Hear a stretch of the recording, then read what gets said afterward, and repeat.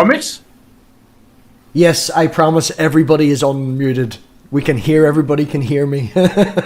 Everybody, thank you very much for coming back tonight, which is the second open mic night. We're here to try and promote, as I said last week, cross-community chatting between all sides, no matter who you are, atheist, agnostic, Christian, anything at all. And on that note, I reached out to Jungle Jargon and invited him and told him he was welcome to come on. So if anyone does not know who Jungle Jargon is, Jungle, I will give you the floor since you are special guest tonight.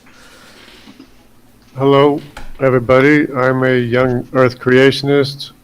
I was raised as a missionary kid in the Amazon jungle, and now I'm here. I'm actually retired after working 30 years for an airline, just recently. Oh, so loads more time to do this then. Good for you. Yeah. So you don't buy into the flat earth then? No flat earth. No flat earth. Well, at least we can agree on that. Mad will go buck mad if we don't. Yes. I've seen the Southern Cross, so I know it's not flat. Well, we weren't sure if we were going to get any Christians tonight or not, back and forth, so I had a topic. But is there anything in particular, Jungle, seeing as at the moment now, before anyone else has turned up, you are the only Christian here, so I will give you full power and give you control if there's anything that you would like to ask any of us in particular, or anything that you would like to discuss in particular. Oh, I was thinking it would be the other way around, but that's okay. I could maybe ask somebody. Yeah, well, we can work back and forth or whatever suits, but if there's anything you'd like to, go for it, man. Is there any rationale behind a naturalism? That would be a question. How do you define naturalism?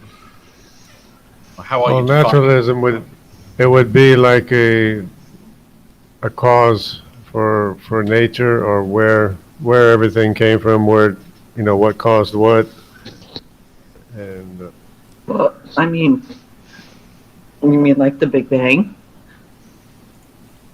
I went right to the main question, I guess. So let me just ask, are you just saying, is there any cause to believe in nature rather than the supernatural? Yeah, because nature really can't explain itself or why it's here. I don't think. Nature doesn't have to explain itself. You understand that, right?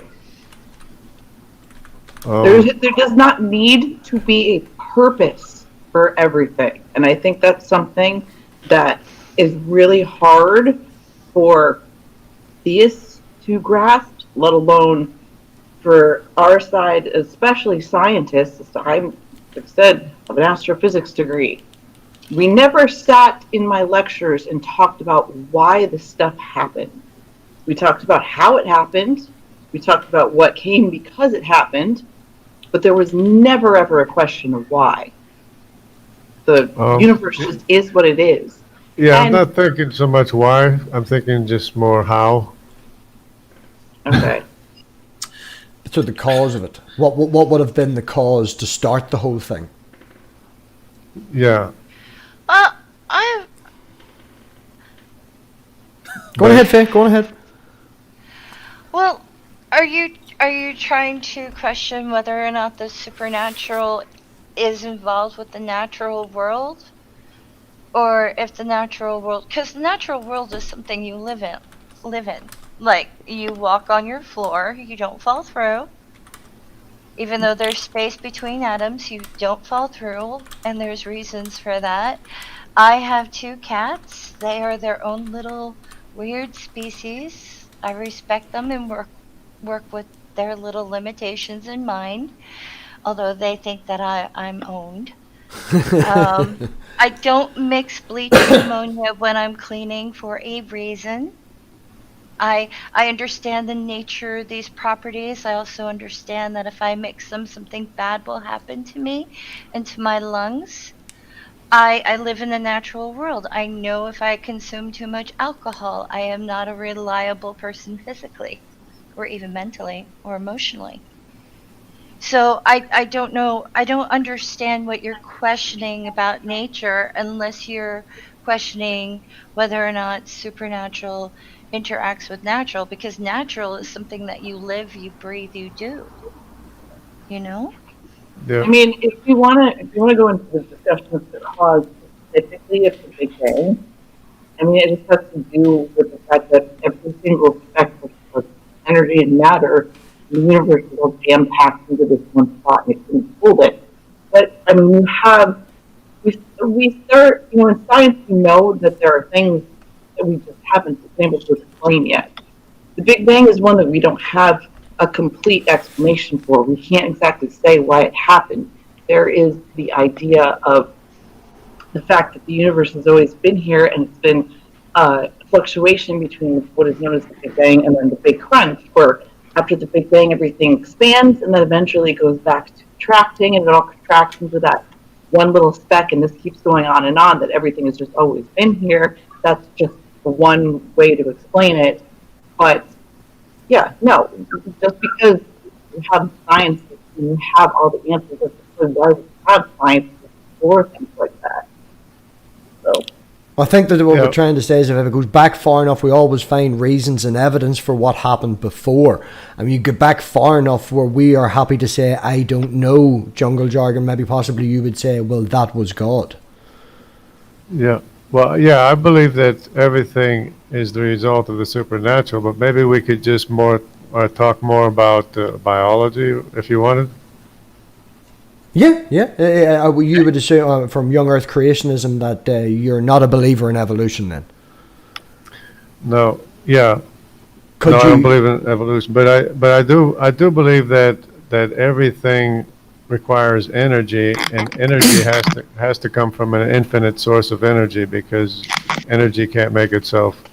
But we could talk about biology if you want to talk about that. Well, as soon as you brought up biology, and as a young Earth creationist, there is a few things that actually stand out. That people like yourself would believe in, and not believing in evolution would be one of them. And one question I've delved into this with Richard, and I can understand Richard's point of view and beliefs about why he doesn't. Maybe not to quote the Matrix, but we know what your decision is, and it's the choice that we're after. It's what has led you to believe young Earth creationism. Yeah, I think it's just all the evidence seems to me to point to a creator, not only matter itself, but also the order and the instruction in biology, the programming in biology seems to indicate to me that we have a maker, because programming doesn't write itself, and I don't see that evolution has a mechanism for writing instruction that's not there. Well, talking about programming and stuff, I'll bounce over to Dave. I know that people have used, computer programming as a description of DNA, but it's literally more of a dumbing down so that you can get the point across rather than actually what it means. So, Dave, looking at the point from programming to DNA, I'm sure you've got some views on that. Yeah, I think it's even more complicated than programming. It's like it's a higher level of programming that what we even understand, and we don't even know where all the information is coming from. Well, again, complex life forms, but you have to look back and understand that this has not been an always perfect situation. We came from little by little making ourselves better, because that's natural selection. What makes it better for the species, how it's able to survive better. You go back. What did you say, Dave? Didn't? Oh, sorry. I swear I heard you. No, I mean, there are plenty of examples of species within the history of our planet that show that they weren't exactly up to the task, didn't survive very well, yet their ancestors did better. The problem is, I can understand why you would think evolution doesn't exist if you don't accept that the universe is old. Richard, thank you for joining. I would think that if you're appealing to deep time, you're actually appealing to infinite possibilities, and I don't. But within really the context see... of biology, you could potentially say that the numbers involved are so big. I have a question though. Yeah. Do you believe in forensic science? Do you believe in DNA indicating if someone was present at the time of a crime? Yeah, You do. yeah. So, do you believe that when a man and a woman have babies that they share DNA to make the new baby? Yeah. Okay. So how do you not believe in evolution? Because that's all it is. Because it's you can only copy what's already there. You can't copy. But you're the- not taking 100% of one parent and 100% of the other parent and mixing that together. You're only getting a certain amount from each parent, and there are going to be changes, right? but they're all copies from a same original copy anyway. No, it's not a copy. It all comes from an allele selection. I think You there's can an have- average at least 100 mutations between parents and their kids. Sure, and there is a lot of degradation and non-functional, mechanisms inside of us. But No, I'm not talking about non-functional mechanisms. I'm We're talking not about genetics, talking about- period. Genetics, just DNA, like crime scene DNA, and just having children. okay, I mean, I so- like the way- that there's certain things that a child will get from each parent, right? yeah, but you would be Jungle. for evolution. You would be relying on unrelated mistakes to write programming No. that's not there, right? No, you're not. Not No, no. necessarily. Right, well, Like, if Mama wants to put if- her bit in after Faye, and then we'll pass over to Dave. Like each parent brings something to the table. You only really get mistakes if you keep, reproducing with your cousin, or you end up having babies with your own father a couple million times. You know what I The mean? mistakes, yeah. So But like we're not talking we're So- talking about sharing DNA and having children. You keep doing that, you keep so you'll have children- variations. You'll have eventually you variations, yeah. end up with people who may not look like their great grandparents because of the different, like, either sexual choices or everything involved.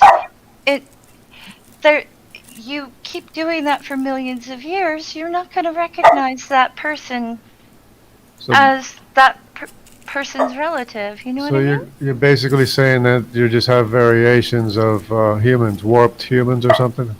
It's not I about wish you being wouldn't say warped. Let- Okay, I'm That's tagging not- out because I can't deal with warped. okay, Mama, you go on ahead.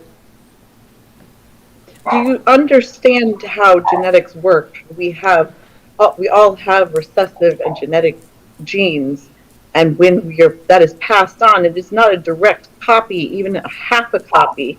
You're talking about picking certain genes that are recessive, dominant, recessive, that kind of thing. It's different, although embedded within the code of the parent figure. You don't end up with direct copies or even half copies. You end up with something so- similar but different. From what I understand, there's a lot of variation. It goes back and forth, more of this, less of that, and more of that, less of this, But it basically goes back and forth is what I understand. I don't understand. I don't understand what you mean by that. Can you explain it Well, a little bit, please? Yeah, things that make you who you are, whether tall, short, or whatever, pigment, all that stuff. That's just basic, variation. Yes. That tends to So go that's what back and forth. evolution is.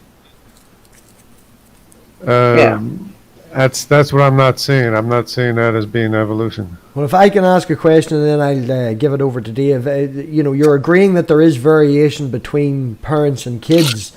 Well, if the variation between, say, the starting level parent is 1, and then we've kids generation 2 and 3 and 4, the variation increases, and by the time we get to generation 10, it's obviously still going to be a human, but the variation is there.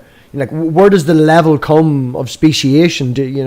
If you agree with variation, when does it become speciation?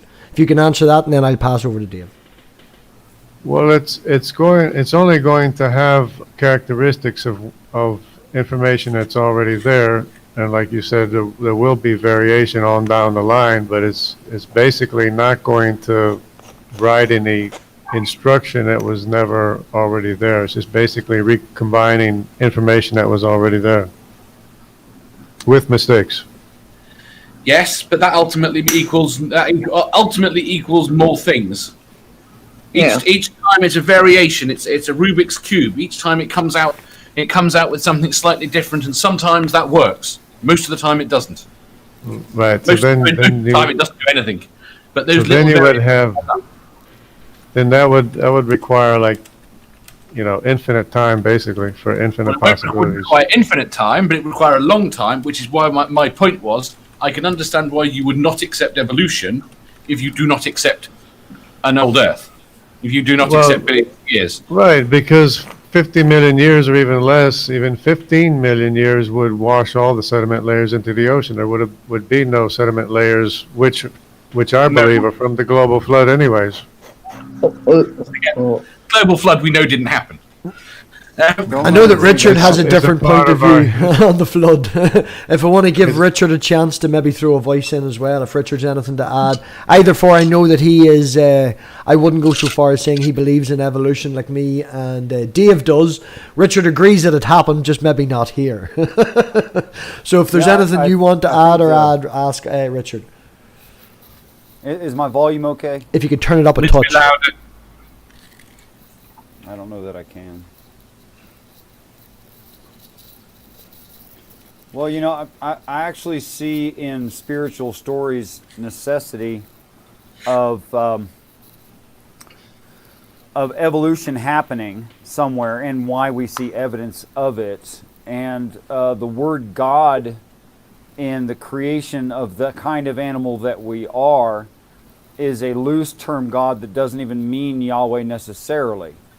So it's not even being claimed that Yahweh made that, not even in just the Christian text.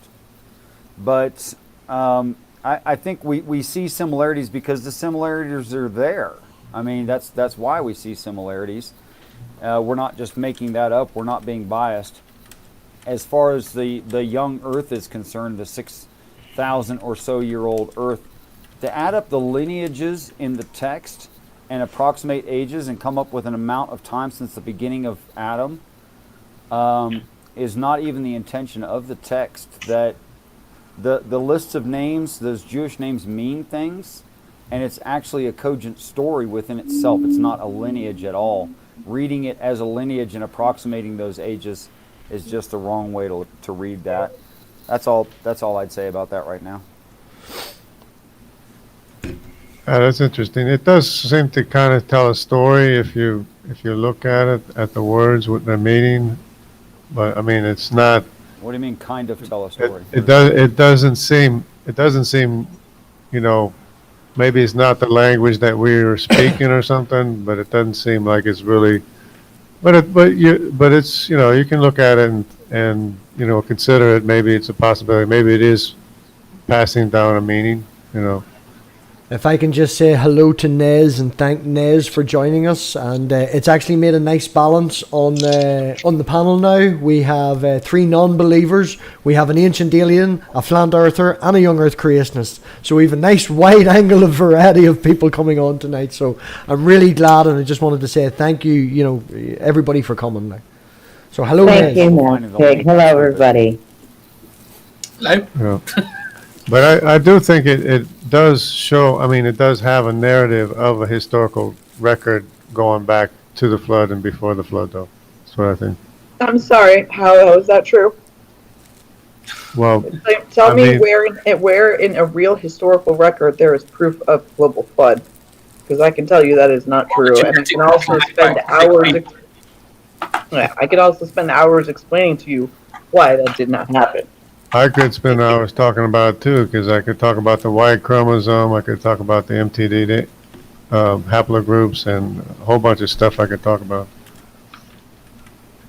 There is absolutely zero scientific evidence whatsoever.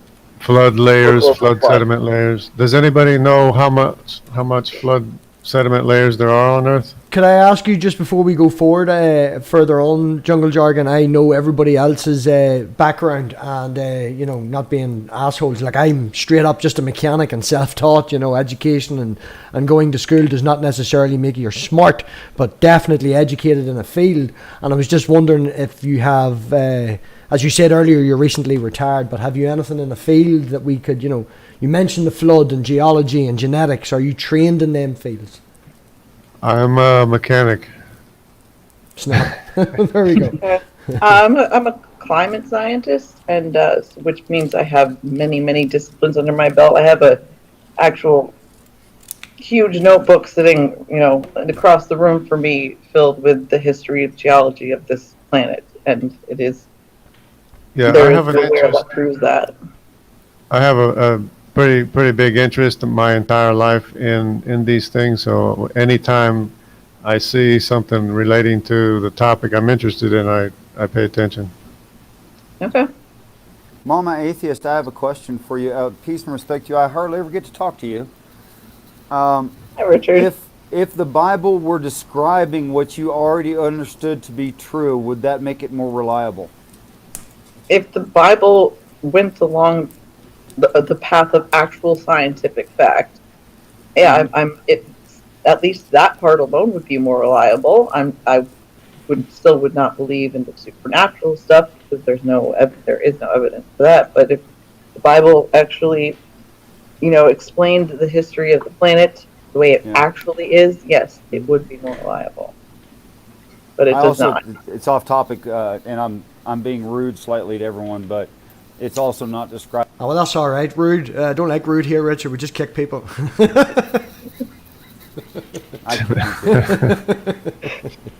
Yeah, it's also not describing anything supernatural. Of course, there's things we don't yet know and we haven't yet tested. That doesn't make them supernatural. No, I'm not speaking to necessarily like the supposed science in the Bible. I'm talking about the actual supernatural elements in the Bible, like God and Jesus and that stuff. That I will never be able to believe that. What's supernatural about that? That's the necessity of the text. Making it a necessity of the text doesn't make it not natural. He clearly yada yada. God clearly yada yada is so much stuff because it's just like, oh, I decide that this is going to happen. There's no scientific reason for even the explanation of God's existence, let alone how he can do all the stuff that he does. It is, in essence, supernatural. Would you say that Christians are biased in favor of the Bible? Oh yes, most definitely. And I know when it comes to you, that's not exactly true. You do a really good job, breaking it down and fight against some of it. But yes, for the most part, Christians can be that way. Yes. Do you think it's a good idea to take advice from biased people on what they're most biased about? No. Okay. Stop listening to them about the Bible. Okay. Thank you, Richard. But again, Richard, as we have boiled down to, you say, that certain parts of the Bible are true, but that's due to your interpretation. And that's how different people interpret it differently. Like Nez in the middle, who's been... some things in life are provable, and just, talking about human nature and they're true of human nature, they're just true. Yeah, I don't like to talk about the Bible to people who don't believe in the Bible so much. I'd rather talk about the science and how that proves what the Bible's saying. Why do you think science? There are no scientific papers. There is no peer-reviewed science that backs up any of young Earth creationist claims. Well, it depends how you look at it. I think there is a lot of science that backs up everything the Bible says. Like, no. And blood. Everything in science disagrees with it. As in within peer-reviewed science. Appreciate you think that there are. You don't think that's a narrow view? Is only peer-reviewed science judge I am a scientist. I can tell you that peer-reviewed science is what we rely on. We don't take somebody who says, "Oh, I have this idea. Look, here it is. This is what I think," and then there's no backing it up that claim whatsoever. It's just them saying this. That's all peer review means. Okay, so can you tell me what the volume is of the sediment layers around the world? Not off the top of my head, no, but I can also tell you this thing called plate tectonics. So, do you think that's important for peer review science to know? Just in saying And that, I that's- also think that, it's just to point out and trying to be a moderator here, and I don't want to come across as being an asshole because obviously it's Mrs. MathPig, but if you ask someone on a topic that they don't know, we can maybe shift it to next week and everyone is welcome to come back and we can do some research on it. But somebody having their point of view, regardless of what it is, either Manda or Jungle Jargon, pointing it across without the other person knowing and admitting that they don't, it's not going to, we're not going to get anywhere with that. It's just going to be people screaming what they know at the other. Yeah, I understand, but I also understand that that's not common knowledge. That even if you went and looked for it, you probably might not be able to The only find it. sites I can find it on are creationist sites. Yeah. This is not something that, I'm telling you that I, have, that as, part of my degree that I got, master's in climate science, we in-depth studied the geology of the Earth. And there is no evidence whatsoever suggesting sediment layers pointing to a global flood. Zero, absolutely none. I can ask another question. Are you aware that there's 4 mega sequences stacked on top of each other like pancakes, each one extending for hundreds of miles in every direction? No. No. Well, they're all water deposited sediment layers. No. With examples of things that were living at the time that they were buried by the global flood. Again, you're relying on non-peer-reviewed science. Like Dave said, what you're saying is not something that the actual scientific community supports. Okay? And the reason you have things like, shellfish on top of mountains, and like I said, mentioned before, has to do with plate tectonics and the movement of the plates, which moves the crust of the Earth. It's not because there was a global flood and those mussels reached the top of the mountain. That mountain was created by the movement of the plates. No, we understand that they were pushed up into the air. We understand it. Okay, not a lot of young creationists do. I mean, those mountains weren't there. They were pushed up in the air, obviously. Something in and of itself, though, that can take millions of years. So if that does not, your, saying that you understand that happened does not, back up your claim that our Earth is only 6,000 years old. But I could open up a real can of worms and say that the breakup of the continents happened 100 years after the global flood, and I have evidence to back it up. But again, your evidence comes from unsubstantiated, non-peer-reviewed. Wait. How can you do that with just the magnetic flips alone on the ocean seafloor disprove that?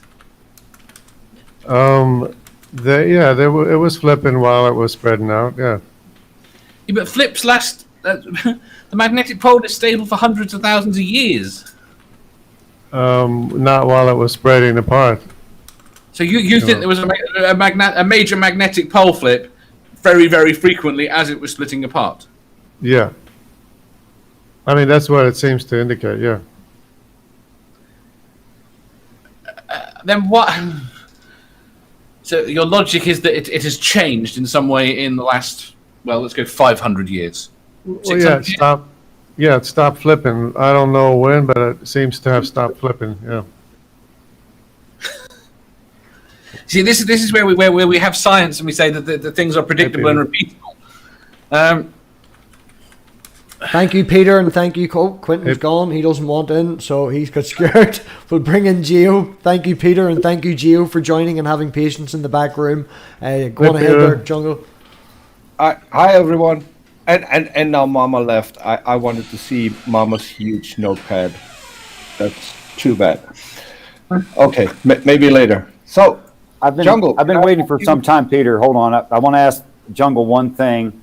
Jungle, are you familiar with Revelation 17:15 and talking about the prostitute who sits on many waters and what the translation of the word waters there is? No, what is it? Well, I have it in an interlinear, but the translation into English is, and the angel said to John, The waters that you saw where the prostitute sits, peoples and multitudes are, and nations and tongues.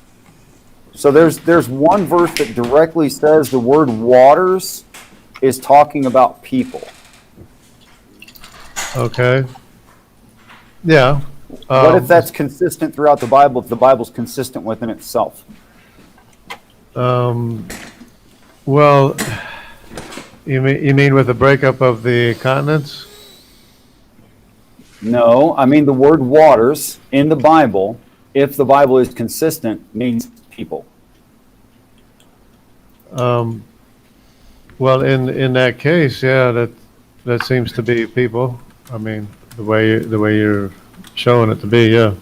I'm just saying there's no cause to postulate a worldwide flood that all science says does not, did not, will not, cannot exist when the Bible is not even talking about H2O but people.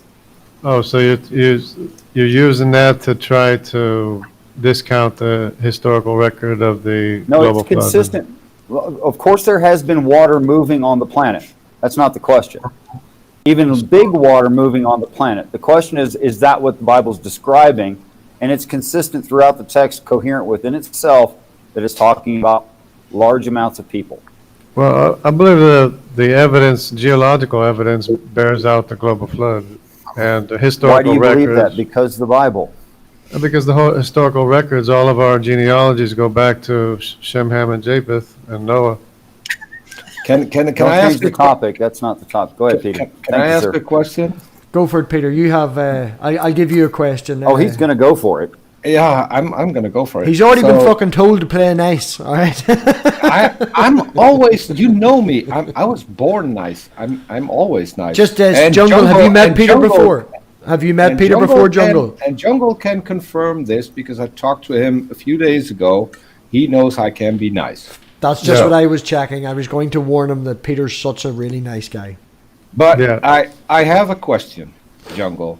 In what you would call the flood layers, we find layers of sandstone. They can only be deposited over a very, very long period of time in calm water.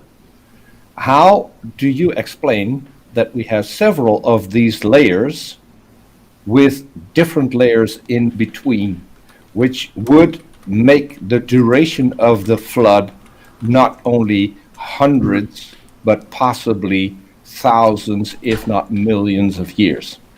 I think that's an extrapolation, an assumption that it had to have No. We know how sandstone layers are deposited, and that is consistent. That is consistent with everywhere we see them. They are deposited over extreme long periods of time in calm water, because otherwise you wouldn't get sandstone. But you would expect to see. How is that possible in a year? Wouldn't you expect to see sandstone with a global flood? No, because if the global flood was violent and only lasted for a year, there's not even time to put in one layer, let alone multiple layers. Well, I mean, there's a lot of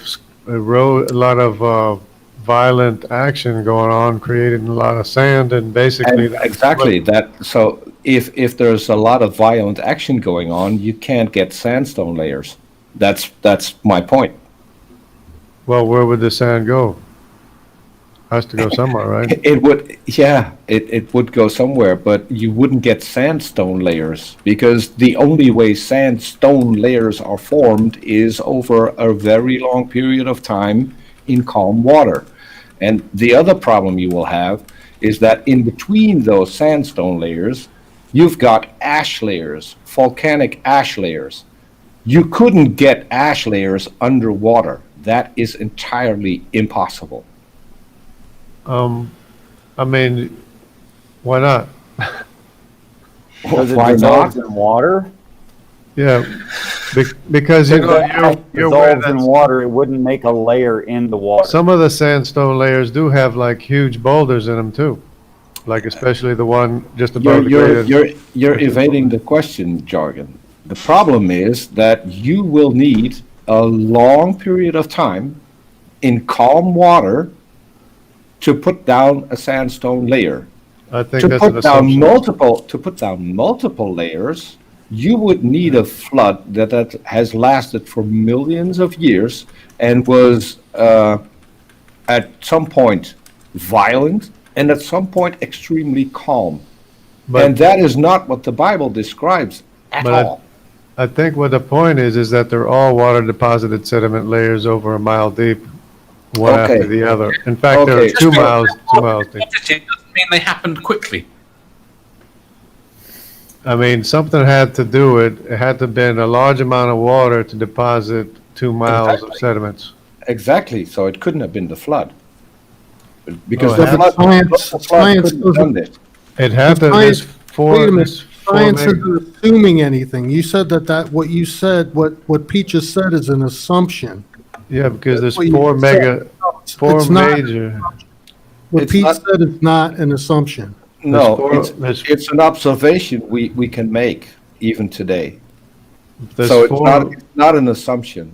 there's four major mega sequences of sediment layers, individual, you know what a mega sequence is a whole bunch of layers stacked up, then there's a whole bunch of other ones. So when during the year of the flood, when did we have a period of time that would be, well, let's say a couple of thousand years of calm water? When did we have that within the year of the global flood? No, I don't think it was thousands of years. I think there's we one can't- major. So we can't have sandstone layers, yet they're there. Because Where did they come from? they're consecutive layers without soil in between the layers. Did God create Wait. those out of thin air and put Pete, them there? you're explaining things that have been explained to him numerous times. You don't have to keep explaining this over and No. over again to him. No. He knows what science says, don't you, Jargon? But you want to believe your science, so you can believe your science, Jargon. Okay, so Okay, so let's discuss. You're Let's saying anyone discuss else. rather than screaming and saying that this, that, and the other. Let's discuss things and saying rather than putting out you're this and you're that. Let's Yeah, discuss Sam, things. Sam, can I say something? And I'm not going to divulge any details because that's up to Jungle. I had a conversation with Jungle a couple of days ago. Just to just to interrupt for everybody, I know Brian's been tweeting at me. The link for the hangout is in the description. If you join the back room, give me a shout in the private chat, and I'll swap you in if your point is relevant. Okay? I'm going to channel Darth Dawkins. Don't talk over me. It's okay, Peter. It's okay, Peter. You can say what you want. It's Yeah. asshole 104. Just to let That- you know, Peter, for future reference, and everybody on this channel, we do not say that name here. We say asshole 104. That is his name. He's not worth the time. He has been offered a platform. He will not come on. And as much Can I as me call and him- Jungle can I call disagree him with Gary? each other, the man came on. So people like that are worth respect. Other people aren't. He's asshole 104. Okay, can I call him Gary instead? No, you can call him asshole 104. Okay. So, no, what I wanted to say to Sam, I had a conversation with Jungle a couple of days ago, and he did explain to me how he became Christian.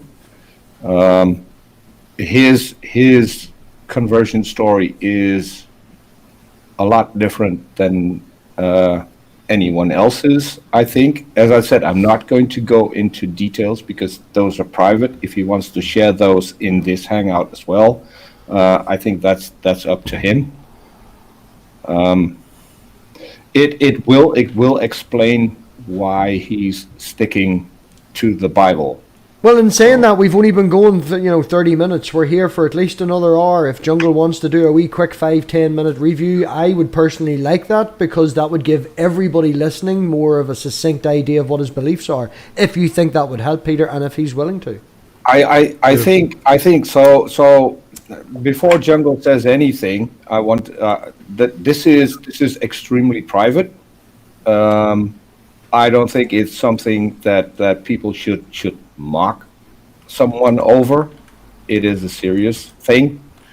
I revised my opinion towards Jungle after the talk that we had, even though I don't think we ended on an entirely friendly standing, but I don't know. Maybe Wouldn't be a he just dropped discussion. off. It wouldn't even be a discussion if they just kept their thinking and their religion to themselves and didn't, want to make it a theocracy for everyone to enjoy. Well, the whole 'Cause point I of these hangouts particularly- is not to keep religion to themselves. It's for us to so- discuss it. So it's what you're afraid of is a Peter, theocracy? before you get to that, boss. I I'm got not to challenge Peter before we get into that. Not afraid of a theocracy.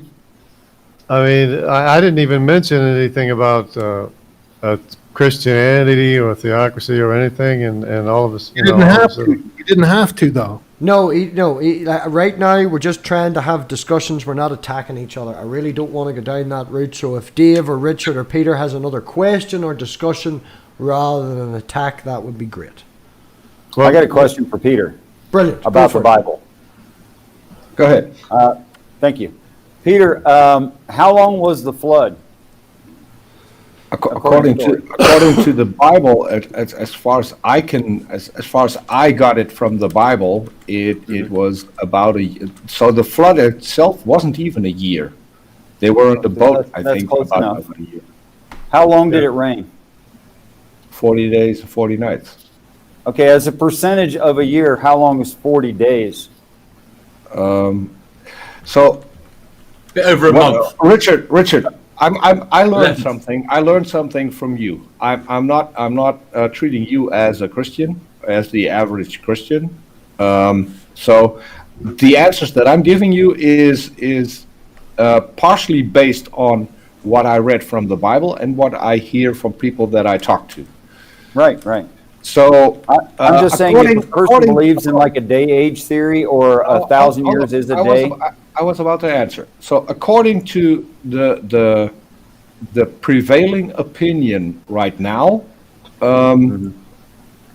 most of the creationists will tell you that it wasn't just the 40 days and 40 nights of rain, because also the fountains of the deep broke open. Well, And they're adding into the text there, but no, it says the no, fountains of the- that is in the it says text. the fountains of the deep. No, it says the fountains of the deep broke open is part of the flood. It doesn't say it's a separate event. No, But no, I was I'm not just- saying. I I'm was not saying saying it's it's a still separate event. inconsistent. Hold on, Richard. You said they said misunderstood. it's a separate event. No. What I'm saying is, it wasn't just the rain. It was also the fountains of the deep breaking open. I heard you. I heard you. Of course, it's still inconsistent with a 6,000-year-old Earth that if you change this to long periods of still water, but since your point was long period of still water, definitely the greater percentage of the time described here would qualify. I'm just saying. But as I said, I can only respond to what people tell me. I know for a fact that this is one of Jungle's viewpoints, is that the flood was violent. It wasn't a calm, standing water for a year. It was violent. I don't know why it'd be violent for a year, but anyway, go ahead. Thank you. Yeah, and then there was a. Richard, why are you attacking me? I'm always. No. I just want you to be consistent within your reading of the text. That's all.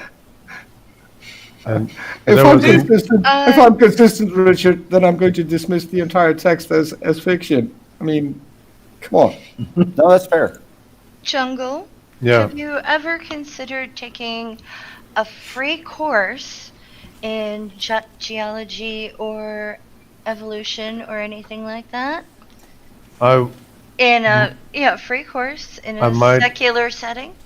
I might be doing that because I'm retired now at 62 years old, and I have all the free time that I need to do stuff like that. So I might be doing something like that. Yeah. I would encourage it. Yeah, but some of the questions I'm asking, geologists don't even have the answers for. Well, I don't think that's quite fair because they've studied the course, and it sounds like you're only getting information from certain circles. I don't necessarily think that you've been exploring this with Yeah, that's what Do you that's understand what they think? Do you understand what geology thinks right now? Is my point. Is I think the point. It doesn't, it's not making sense to me. I mean, they're saying there's hundreds of millions of years missing between the layers. There's almost 800 million years between the great unconformity and the igneous rock underneath. You know, it's just Okay, it's not adding up and not making any sense to me, their timelines. Yeah. Jungle, can I? One I, person at a time. Let Faye speak. Peter, you've been here for a while. Faye's just. I wanted to add to Faye's question, but Faye, go ahead. Yeah, of course. It's my fucking channel. You don't need to ask if we Peter's just- permission. If we just skip over the flood for just a moment, if you look at just Yellowstone eruptions, there's 3 that we know of. It's a hot spot in the crust, but the crust moves over the hot spot. And it's an average of 750 million, Yep. you know, According to their estimations, yeah. but, you know, rock takes time to erode, things take time to happen, and you seem to be skipping over natural processes in order to make the narrative fit into what you think is the right idea. Now, I'm not saying that you're stupid or anything, and I think that you're very faithful to an idea, but, you know, in this respect, science isn't working the way science is observing things to work, like different sciences. Don't you want science to be accurate and go by natural laws? Because if not, your medication won't work, hon.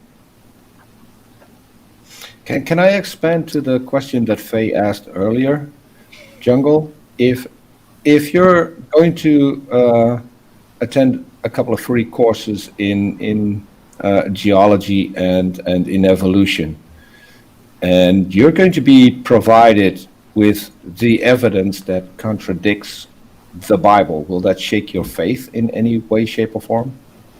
I doubt it, because, I mean, see, I'm going to have trouble, if I take a course, I'm going to have to, you know, say what I know, you know, to share my information as well, and then that might not sit well, and it might not go well, and That's stuff not like really that. how it's meant to work.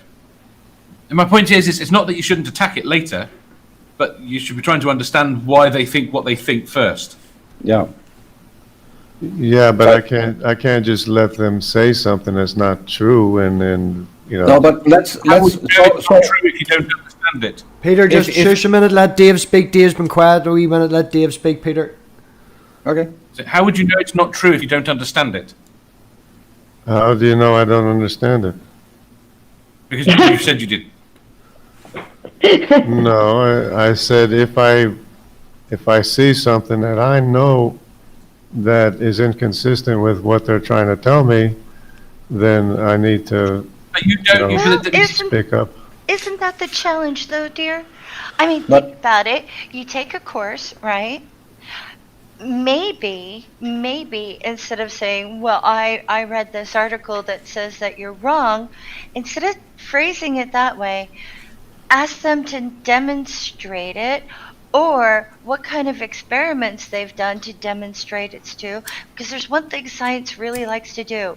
It likes to be challenged, and if they are wrong, they will correct it. It's amazing. And if you can prove them wrong, they will be over the moon with it. Okay, so then I'll just. It's a good I'll just- thing to challenge. Right. It depends on how you do it, though. Instead of just saying you're wrong because I read an article, ask for a demonstration. Ask for a way that, or maybe you could do a home experiment at home in order to, like, you know, find out whether or not Well- you're correct or they're correct. Okay, so Wouldn't that be maybe. exciting?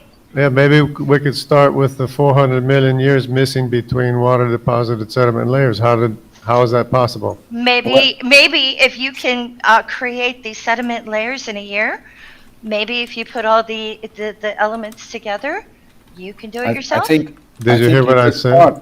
I think you should start with where did you get that data from, Jungle? How do you No, know it's there's that much it's the claim of a geologist that there's 400 million years missing between layers, and 300 million years, and 200 million years, and as much as like 800 million years. I don't want to be Missing. I don't want to be Just missing. insulting, but that is extremely vague. It is the claim of geologists. I want to know specifically where you found that You claim. you can go to That- all of the charts. They're all labeled as to what's where and how many millions of years are missing between the layers. I mean, it's not a secret. How do you No. form a layer, though? But what I'm asking water. is not for me to I can go everywhere and look. I wanna know in which specific paper you read this, which geologist made the claim, where I Well- can find that online. Well, don't Peter, think if you're not familiar with that, maybe you should check it out yourself, right? And that's why I'm asking. That's why I'm mean, asking. I don't want to be insulting, but But you know it's everywhere, right? No, wait. It seems you're not familiar with it either because you can't point me to where the claim is made. No, I That's could. not fair. I can't remember Okay. names of authors sometimes. No, I No, could. okay, I but- could take you right now to things where it shows you the ages and everything, but I'm, this is, I don't think we have the time for that. Well, I'm aiming for 2 hours. We've only been going needed. 50 minutes, so we have loads of time left. I don't want to spend 45 minutes going down the route of trying to prove evolution is not true. But no, don't feel that you're restrained in any way here, Jungle. If you can say anything or round it up, I hope that I've proved that I'll scream at the assholes regardless of what their belief is. If they overspeak you, if you have a point to be made. Nez, you have been very quiet in the corner. If I can just give you a wee point of time. Nez, I know, is a wee art channel. She's also a Christian.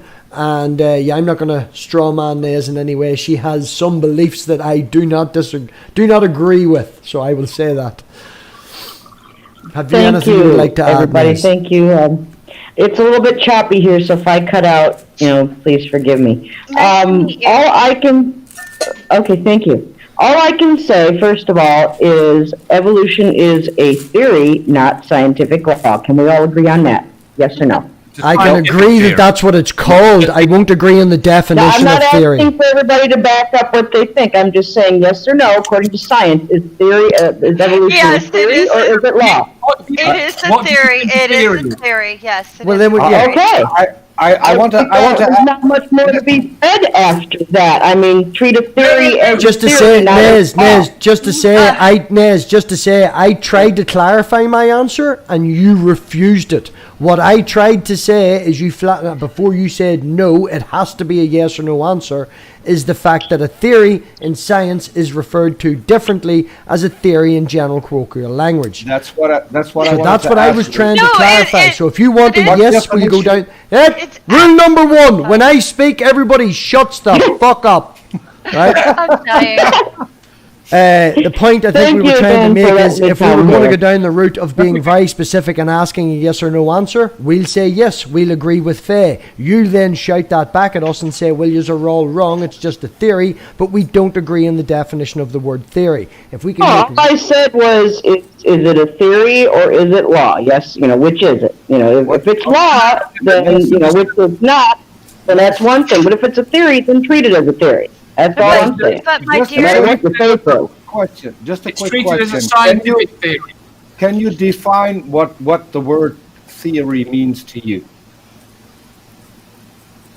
Because otherwise, Everybody's cutting out, so it's a little hard Sorry. for me to hear, so. I had a question, Nez. Can you define what the word Yes. theory means to you? Theory, well, I wish I had the definition in front of me, but does that mean it's a concept that is brought up to be possibly true if the conditions are met, but has not been proven? No, that's a Isn't that- hypothesis. Correct me if I'm wrong. No. That's a No, hypothesis. I can explain a little in my own words. A scientific theory is the highest something can get in science. A scientific theory is a body of facts, observations, hypotheses, and tests that have been confirmed to the highest degree. So, If they've been confirmed, then why is it not a law? The highest is law. I remember that much from college. That's a misunderstanding of... I think we're going off topic. We're going down the route of definitions. And if anybody has known the past of this community by that's defining important. words, we're not MathPig, fucking doing that. that's important here. laws are part of a theory. It's cutting off. Laws, So a theory, a scientific theory also contains laws. Laws are not the highest in science. That would be a scientific theory. That would explain What? the laws, the observations, the facts, the hypothesis, and the tests. The law is an absolute fact, right? No. No, I'm sorry. all right. Well, I'm going to say one more thing. I want to say one more thing before I leave because it's cutting out real bad, and that's too bad because I like having discussions like this. Who's the other Christian here, Jungle? Yeah. Jungle and I are coming from a different point of view because we're coming from a point of faith. And people put their faith in science. People put their faith in other things. Jungle and I choose to put our faith where it is. Now, that is what it is. People believe what they believe. I have to object. We don't have faith. One person speaks at a time. One at a time. Nez was speaking. Peter spoke. True, but you don't have to sigh and go, just because someone believes differently than you. There's a big world, and a lot of people believe different things. Nez, can I ask a question? Go right ahead. Bear in mind you're cutting out, so if I have to ask you to repeat, please pardon. Okay, no problem. So I'm an epistifist. That means I reject faith as the most dishonest position to take on any given subject. The reason why I am an epistifist is because you could accept anything based on faith, because faith is not based on any evidence. Peter. Can you name me one I will position? disagree as far as Hebrews 11:1. Faith is the substance of things hoped for, the evidence of things not seen. And I think Jungle will agree with that. But we're coming from different beliefs. We're not going to agree on subjects like this. I understand that. I agree. But I the agree. Bible But is this about. is why I have a problem with faith, because could you name any position you couldn't hold based on faith? Well, Peter, we have faith in the truth. The Bible is faith in the truth. Yes, I think and Muslims have faith. Peter, Sorry. can I? You have to kick Let him. Manda I speak wanted because to- Manda's not well. I'm going to kick her in a few minutes. She shouldn't even fucking be here. So let Manda speak and then I'll. Jungle. I just said- The go reason ahead, I Mike. kept saying that your missing sedimentary layers were true and I couldn't figure it out is because there aren't missing sedimentary layers. We're talking about a time, and I wrote it in the chat, but I'll tell everybody else. They figured it out that these supposed missing sedimentary layers are not actually missing, but it was from a glacial period and something between 1.5 and 3 kilometers of glaciers had completely wiped out the sediment and pushed it along and got rid of it. So it was just gone. It's not missing. We know where it went and we know what happened with it. And I think you need to maybe take the time to look at some of, like they said, the secular sources, because you would have found that very easily and understood it very easily. But instead, your side takes this little tiny fact that there are these, for a while we didn't know what happened, these supposed missing sedimentary layers, but we figured it out. But your side doesn't want to admit that we figured it out, and this is the explanation. Except they're all water deposited sediment layers, one on top of the other, with nothing in between. Okay. There's nothing in between. There's no evidence of. There's no evidence of glaciers wiping away. And glaciers are actually made of mostly water. I'm going to get screamed at for There's this no because evidence that's my of glaciers in girlfriend. But between the let's things, I one don't speak think. at a time. Manda, far as I you know. did finish and I Jungle know there's will speak. footprints. I'm going to get killed for this because I cut her out. But yeah, one person at a time. Manda, you did speak. Let Jargon retort. Yeah, there's they seem to be water deposited sediments, and sometimes there's even footprints in those sediment layers, in between the layers, and there doesn't seem to be any evidence that I know of glaciers in between the layers. It's just consecutive layers of water deposited sediments. Jungle, what happens to glaciers if they melt? It's water, but then it wouldn't be a flat surface. No, what I'm trying to let you see is that there wouldn't be evidence, because if water melts and then evaporates, Right, but it wouldn't it be. doesn't leave. It doesn't leave much Two behind. seconds. It still You wouldn't said be there a were missing flat. layers. The missing layers are explained by the glacier. It still wouldn't be consecutive mega sequences, one on top of the other, of water deposited sediment layers. You can't make footprints underwater. No. You Yeah, can if there's Atlantis all is real. kinds. There's all kinds of footprints underwater. I mean, in the sediment layers. Yeah. But not underwater. You can't have it underwater. You've never been to the ocean? Yes. There is all You kinds of can't footprints. leave there. footprints underwater. You just can't. Well, maybe it was up above enough time for it to make the footprint, and then it was just covered over again. But there are footprints there, and they're all water deposited sediment layers. But you couldn't do that underwater. You really can't. But it's Well, it's Jungle, what you see is what happened. What you see is what happened, though. Jungle, so you base your knowledge Sure. on maybe it could have happened? Maybe Is what that- could have happened. That's literally what you just said. Maybe it happened this way. So that is what you base your knowledge on? That maybe No, there I'm is saying. a way that it could have worked, so maybe. No, I said what you see is what happened, and how it happened is really kind of irrelevant. Is what you see is what happened. And No. If it's irrelevant, then how is the flood relevant? because they're consecutive layers, mega sequences, 4 on top of each other, stacked on top of each other like pancakes. But you just said yourself the cause is irrelevant. No, it's irrelevant how it. What's you just- important, Peter, is that it was. What you see is what happened. You just destroyed your own point. No, you're confusing your own self. No. You destroyed your own You're point. confusing If the yourself. if the cause is irrelevant, then you have no point to make that the No, flood no, is no, the you're- cause of anything. You're not on any substance, are you, Peter? No. I'm smoking Because- weed and I've had a glass of vodka. I Does have, that I have matter? a cigarette and I have coffee to stay awake. So that's it. No, because the fact remains is what you see is exactly what happened. There's footprints there. That means that something made the Exactly. footprints, and then they were covered up by water deposited sediments. That's what's important. Exactly. You see what has happened. So Yeah. you see that the flood could never have happened because it couldn't have caused this. No. Yes. No, that's exactly what did happen. They're all water deposited sediment layers, one on top of the other, with footprints, with how fossils. many floods are there? Four mega sequences, one on top of the other, stacked like pancakes, over 2 miles deep, you know. And where did the What layers, could possibly do that other than a global flood? Jungle, where How did could the a global layers, flood do that? One where at a did the time. layers One at a time. Dave's been quiet. Let's give Dave a shout. Oh, that was my point. How the hell could a global flood do that? These are layers, right? Yeah, A, how- a how flood did it- does not put down layers.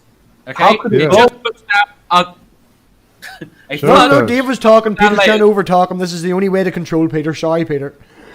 Sure, Right, a sure flood it does. does not put down layers. You're Sure fine. it does. All the No, it time. doesn't. Been demonstrated All over and the over time. again. No, it doesn't.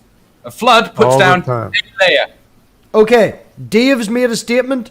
Jungle Jargon, do you have evidence to show disagreement with that other than you're right, Yeah. I'm wrong, neener? Yeah, I think what he's talking about is that there's different sediment layers, and sometimes, like we said, there's footprints in those layers, and then there's other sediments on top of that. And what his point is that a flood couldn't do that. But what No, no, appears a flood to doesn't put layers at all. what appears to be the case is that there were undulations or like tsunami events that caused these 4 mega sequences to be stacked one on top of the other, and And the only thing that could possibly do that would be a global flood. It would have to be Again, huge a amounts of global flood would water, only give you one layer. shifting huge amounts of sediments and huge boulders. And, the only those thing- tsunamis would destroy the sandstone layers. So No, they now, would- now they- we've got from one problem into the one that we just discussed. It No, doesn't they would work. be the cause of the sediment layers, Peter. No, it would. It That's what wouldn't work. causes the sandstone layers. No, is the the sandstone huge- layers take a lot of time, as I told The you. hu- A lot the of water time act- and calm water. If you have a tsunami, it will completely obliterate the sandstone layer. It would erode it away. That's the problem. It would shift the sediment layers around the world, Peter. It would erode. It would erode. You can't get rid of the sand. You can't get rid of the sand. It has to make sediment layers somewhere. I mean, sandstone layers somewhere. If you're not going to accept how layers form, how on earth are you going to get an informed opinion about what actually happens? Well, do you know what would happen with a global flood? That's the question. No, Yes. my question is... No. Peter, 2 seconds. A global flood would produce a layer. It would produce a sediment layer. That's what it would do. A big sediment layer across the entire planet. One layer. Actual mega sequences are dependent on tectonic shifts, which you don't seem to No, totally no. grasp. Tectonic, no. You let me finish, please? Yes, No, they are. no. Again, studied geology. They are dependent on that. Honestly, when you go and look up this, what you're talking about, these 4 mega sequences, yet again, the only thing that comes up are creationist researches. There's no way a tectonic shift can make stacks mega sequences on top of each other like pancakes. There's no possible way. I'm not talking about the stacking of mega sequences, which I'm telling you you're wrong about. Yes, mega sequences do exist, but it is a sequence of rocks that is formed not only by a sedimentation process, but by also tectonic shifts within the basin. Okay, but like I said, again, these 4 supposed mega sequences that you speak of is not backed up by actual science. The only people that say these exist are creationist science-based supposed, and I'm using science research, and that is why we're telling you it's wrong. It's not peer-reviewed research. It is not proven research. It is propaganda for your side. The problem with that is that the uplift happened after the mega sequences were deposited. The Rocky Mountains came up after the mega sequences were deposited. All the tectonic activity happened after the mega sequences were deposited. That's what the problem is. No, there is multiple. Tectonic activity doesn't just occur once. It doesn't work like that. No, but do you know what I'm talking about? That the Rocky Mountains pushed up through the sediment layers? How do you explain that some of the layers, due to tectonic activity, shifted over each other, so separated the layers that supposedly were laid down by the flood and then covered with new layers? If the flood did that, then you must have had tectonic plate activity during the flood. It is impossible otherwise. No, they're all water deposited sediment layers. They weren't shifted on top of each other. Yes, you can go see that. If you go see in the Grand Canyon, you see layers that have folded. Yeah, and they in some cases. They can only have folded under extreme pressure and heat, not under water. After the sediment layers were deposited, yeah. But how are these covered with new flood layers? Well, you just have. No, I believe that's right here. We are telling you scientific explanations for these claims that you are making, and explaining to you that your claims come from unsubstantiated, unactual scientific research. But and again, I'm just pointing out before you over talking, because the two of you are going to just scream at each other. Manda That's why I keep telling you to fucking kick me. Okay, I will kick you now in a second, Pet. What I'm asking, if I'm just going to say this, right? Manda, I know, in every single one of her climate change videos, puts citations. Every single bit of her research that she puts in every one of her videos relevant to climate change, she puts citations. So if Manda is willing to find some sort of information on what she is saying right now, I will put this in the description. Jungle Jargon, I will also put this to you. So if any of you want to throw me a couple of papers that back up your stance, I will definitely put them in the description. And Jungle Jargon, there's no worry that I won't, because Manda will nag me to put hers in, and I will definitely remember to put yours in. So if you can send that to me, I will put them in the description. I was wanting to ask someone to kick you out, but you made a really good point. You can stay. Okay. To begin with, it's not a claim. It's an actual known human history that we all came off of the ark after the global flood. No, it's not. Again, you can't say that. It is Already Manda has citations. Manda is sending me. I have already got 2 citations from Manda from what she is saying. All right. Hi, Jungle Jargon. What you're saying is categorically not true. There was never a 6-person bottleneck in the entire history of humanity. Just one thing. Hi, Brian. Okay, yes. Hi, Brian. Thank you for joining us. Dave, if you want to finish the point you're trying to make, let Jungle Jargon respond. And Brian has been texting me for an hour while at work going, I'm claiming a spot, I need to talk. So if Dave can do so, say his bit, Jungle can respond, then we'll pass the table to Brian. Yeah, my point was that there has never been a 6-person bottleneck in humanity. The lowest humanity has ever got to is 10,000, about 10,000. Well, we have everybody's Y chromosome. We know who everybody is, and everybody's present and accounted for. Jungle, this is something that I wanted to ask you in the previous question, and then I'm going to turn it over to Brian. You keep bringing up the chromosomes, the Y chromosome. That's where I was wanting to go anyway, so this is fine. And the X chromosome.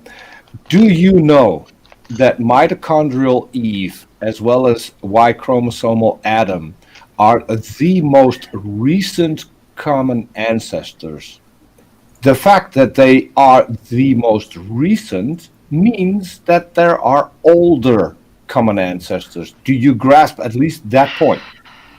Well, not if there was a creation. If evolution is unsubstantiated, that wasn't my question. There was a creation, then there was nobody before Adam and Eve.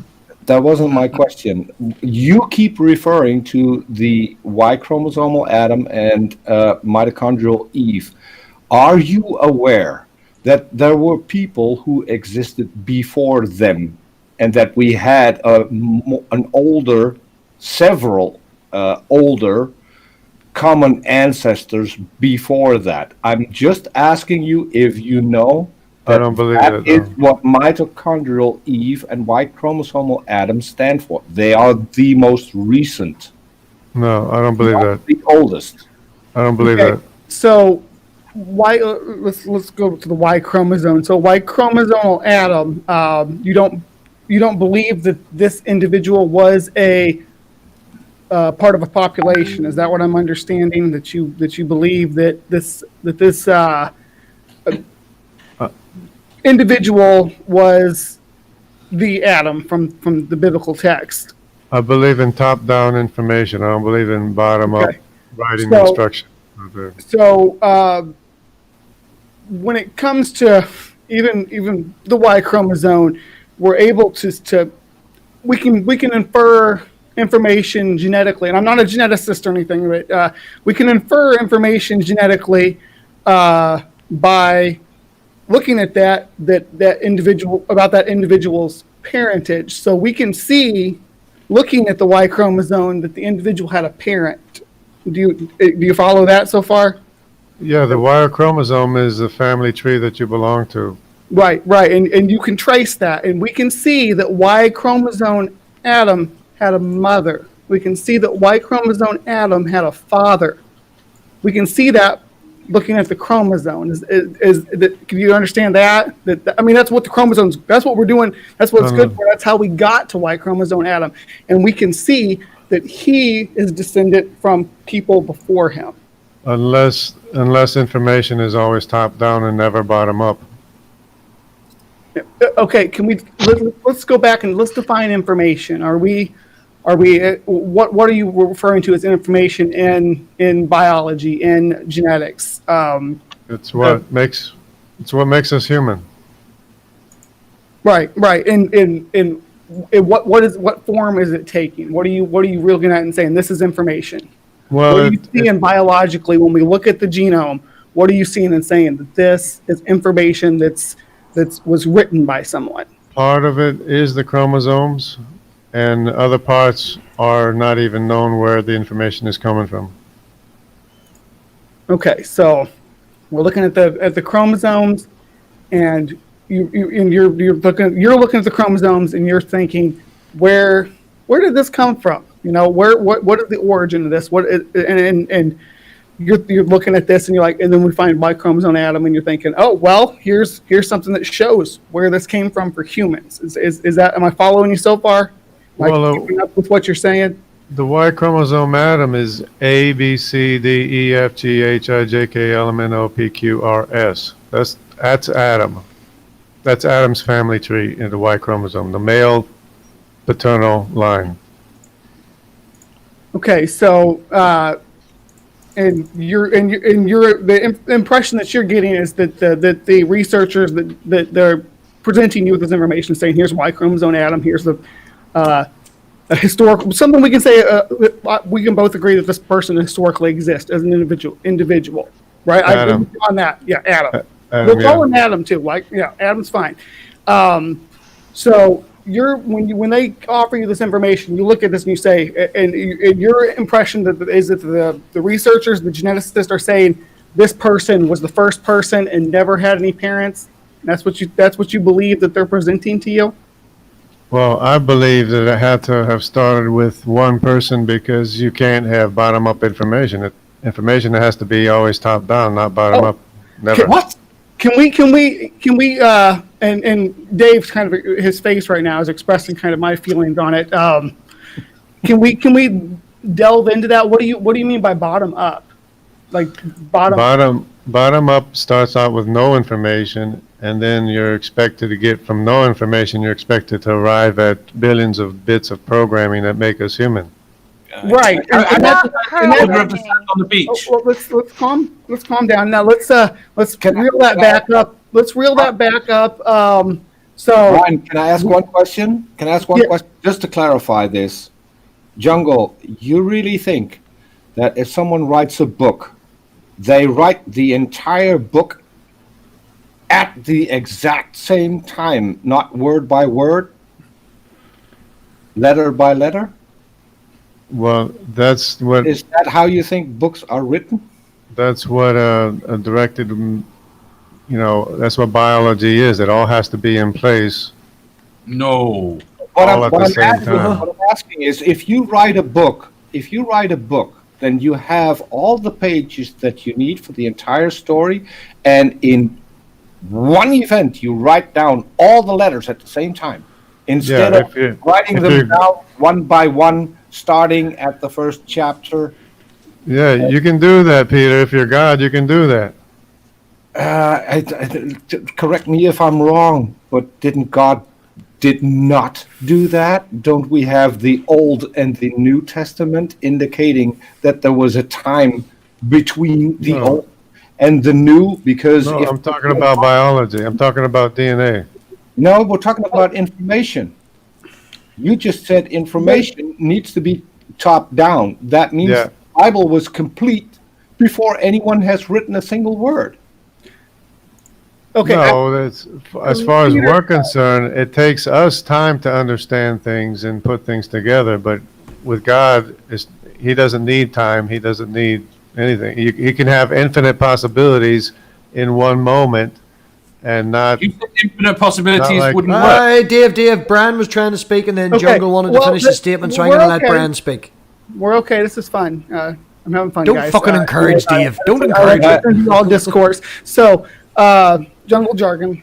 Back to where you were going about information never being bottom up. So, do you believe that the geneticists are saying that this information that we're getting from Y chromosome atom, let's stick with one individual just to keep it so we're all on the same page. Okay, so this individual, do you believe that the geneticists are saying that this individual was made whole cloth? This individual was the very first person.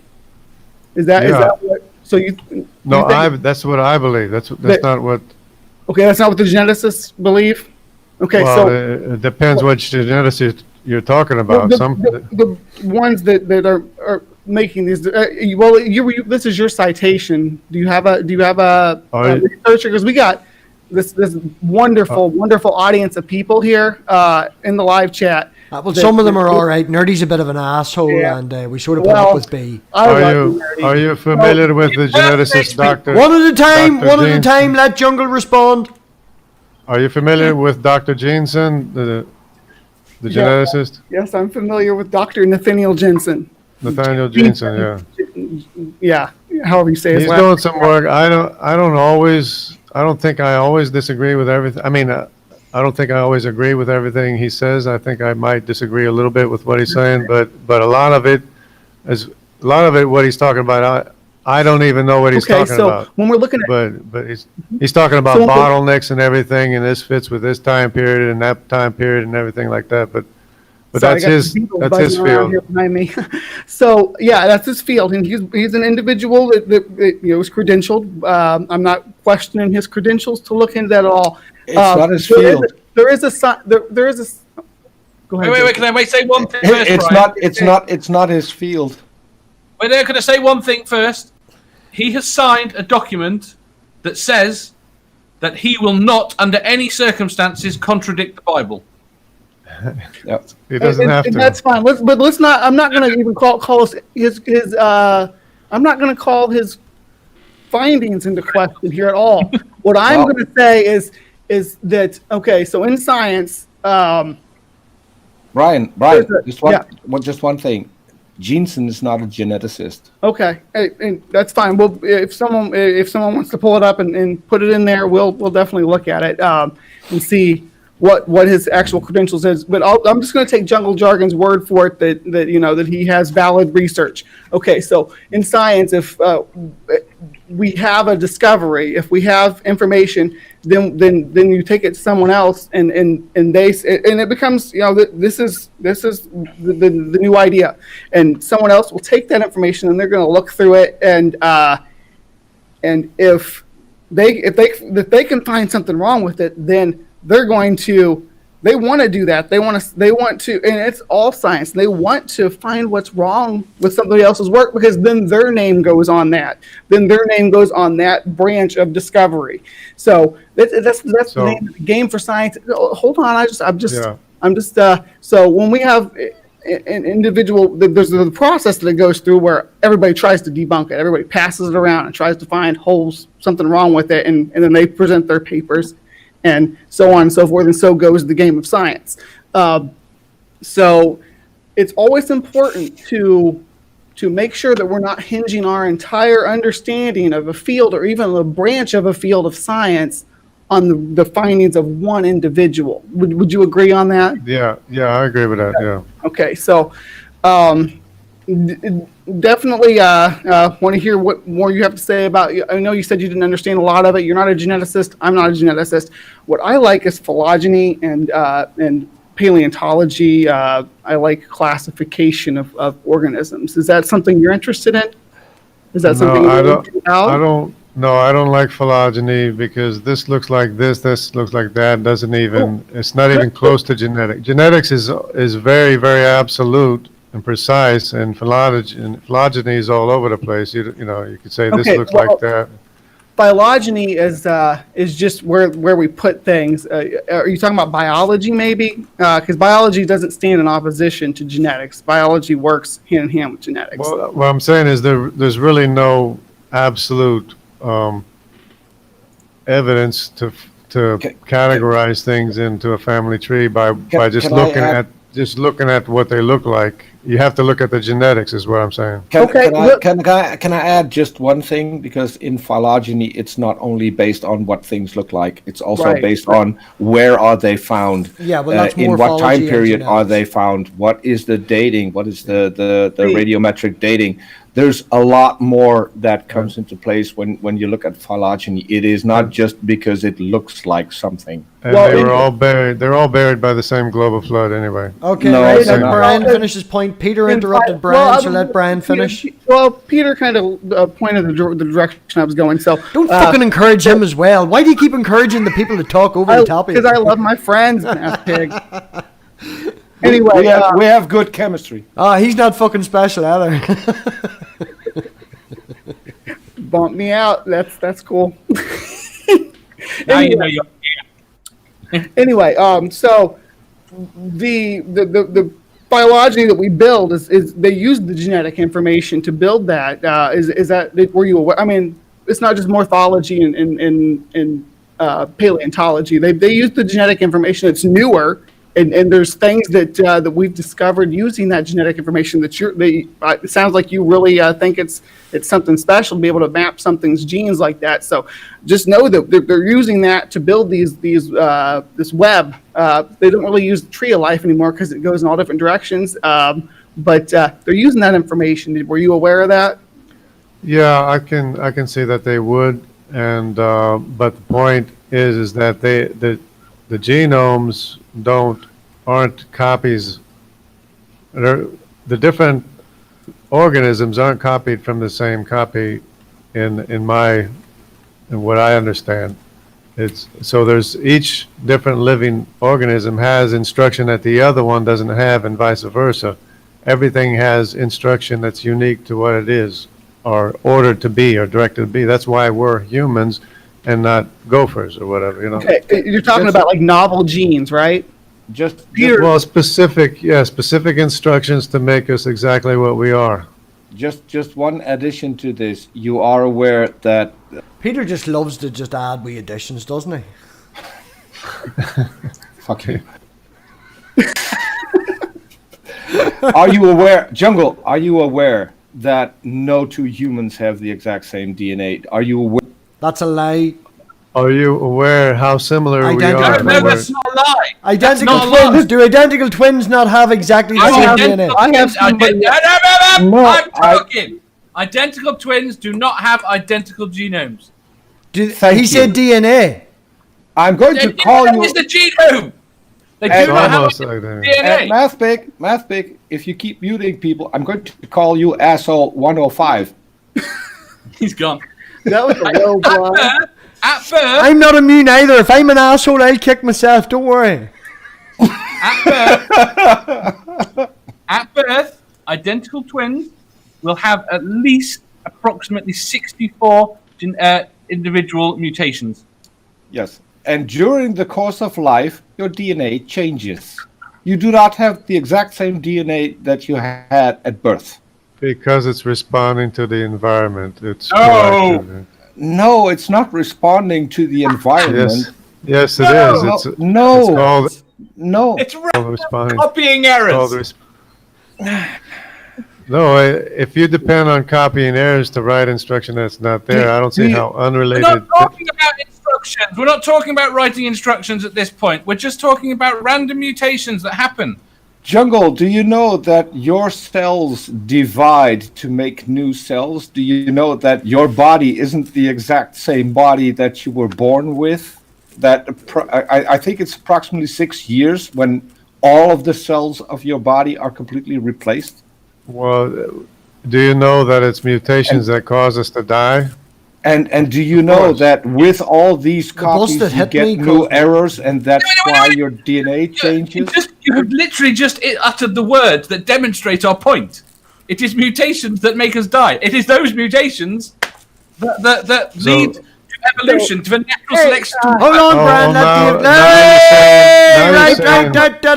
Right. 4 people were talking, including me there. Dave, finish your point. Brian, say that was my point. Oh, I'm going to kick your ass. Where's Dave's fucking remove button? So does it make us die or does it make us live? Brian, respond. It's okay. Yeah, I got a response. Definitely. Do we understand that you're born with your mutation? That you were born with the mutations. What is it? I think Dave said it earlier. About 100 mutations each new generation. Then that's a rough number, but let's examine. Do you believe that those are the mutations that make you die? No, not the ones we're born with. No. Okay. All right. Okay. I'm just trying to slightly on that topic on a slight tangent that might kick the conversation in a slightly different way. Being a young Earth creationist, and having incest in the Bible and having genetically viable kids, do you believe that for whatever reason, entropy or bad genetics or whatever the fuck the reason is, do you believe that that's why we can't now, and when we put the point forward that if we have sex with our daddy or uncle or whatever the fuck and we have kids, they are genetically not viable? Do you believe that that is because of the degradation of our DNA as time was spent by? Yes, I believe that we've degraded, our genome is decayed enough so that we can't marry our sister like they did in the beginning. So the point I'm trying to make with that is the fact that from our point of view, as time goes by, evolution gets better and we become more genetically diverse. From your point of view, not that we're not genetically diverse, but we are genetically degrading. We're getting worse. Where from our point of view, we are diversifying and getting better, stronger, by evolution standards. I have a problem with all these words. I'm trying to be colloquial. I'm trying. You know what? Fucking. Because they use the example of the racehorse in that they've bred the racehorse and bred it and bred it and bred it and bred it, and it never gets any faster. It only gets slower. Actually, it's getting slower instead of getting faster. How did it get faster then? Well, the racehorse. If you look at the speeds of the racehorse over history, it used to be faster in the past. It got slower. It got faster. It's getting slow. It's getting slower over the years instead of faster. No. It got faster. No, not if you look at the history. Not by much, but in other words, it's not getting. There's not an uphill climb when they breed horses. It's actually the fun thing. It's actually a downslope in the speeds. If you go through which mutations are going to make them faster.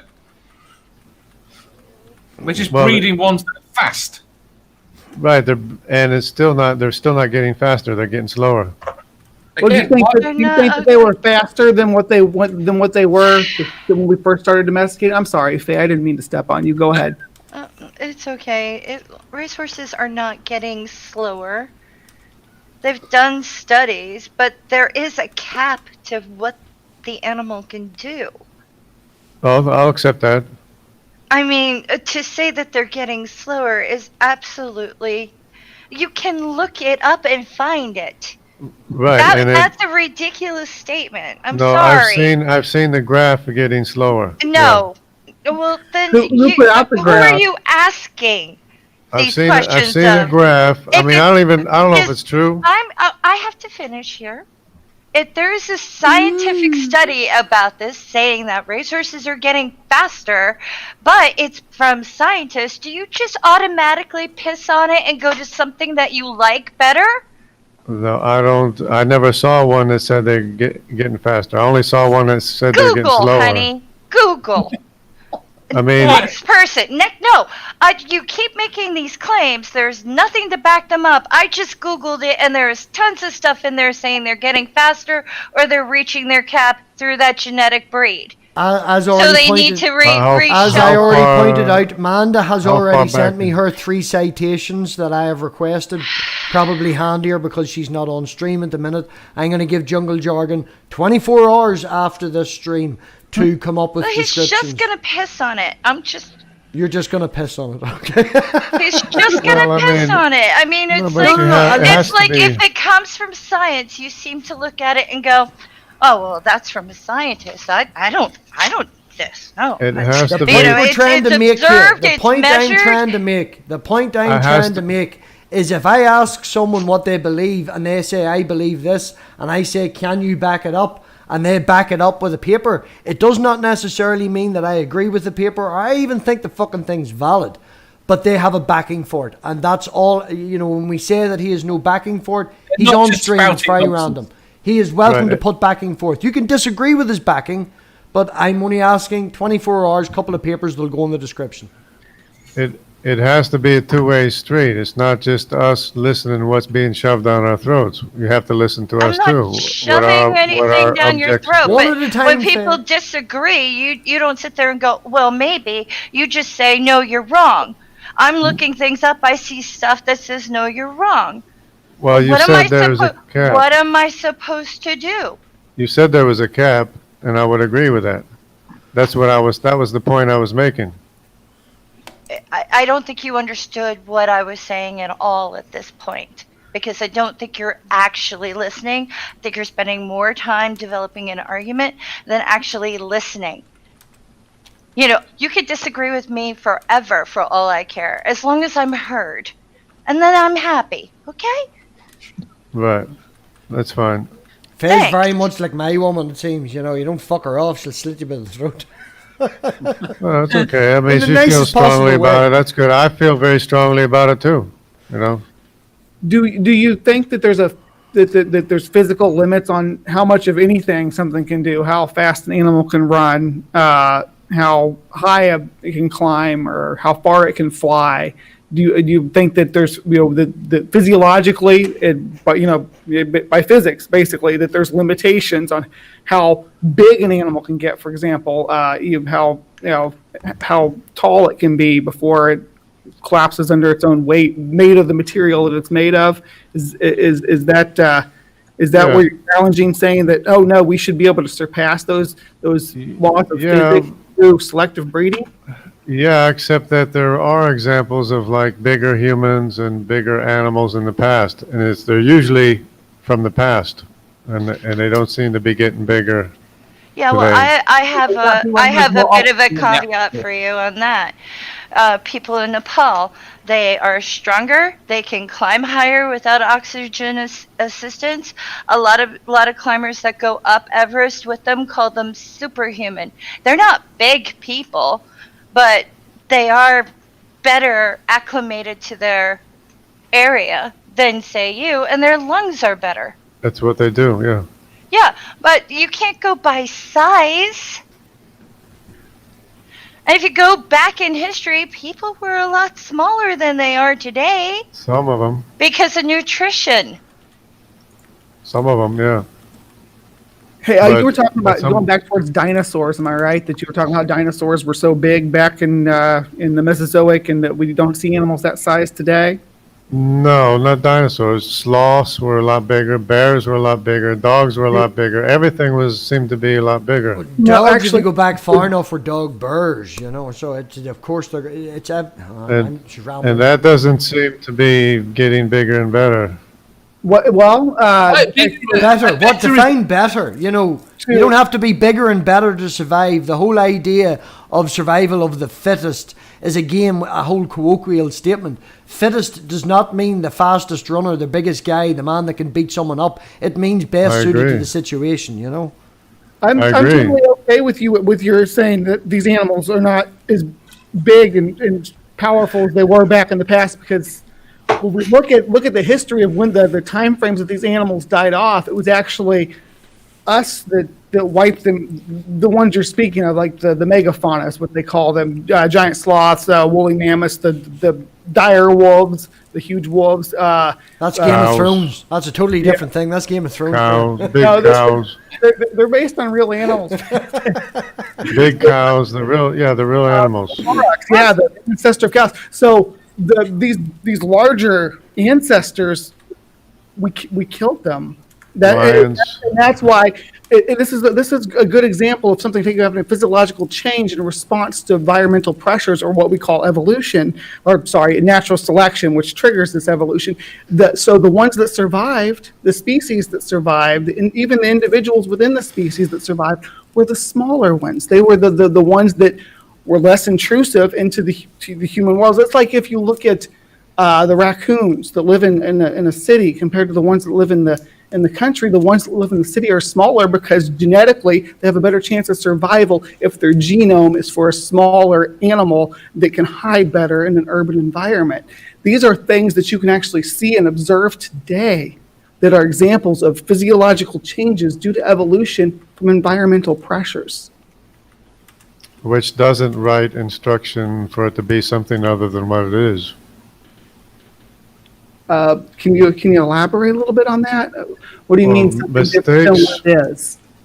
Copying errors are not going to be writing instruction that's not there. Unrelated copying errors can't write programming.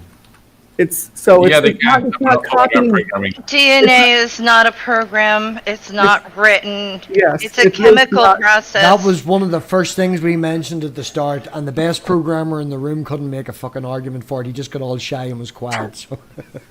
You couldn't It's talk. not, yeah, it's not Because actually. if we didn't, It's a metaphor. It's No, an no. analogy. No. What it is a series of chemical reactions that respond.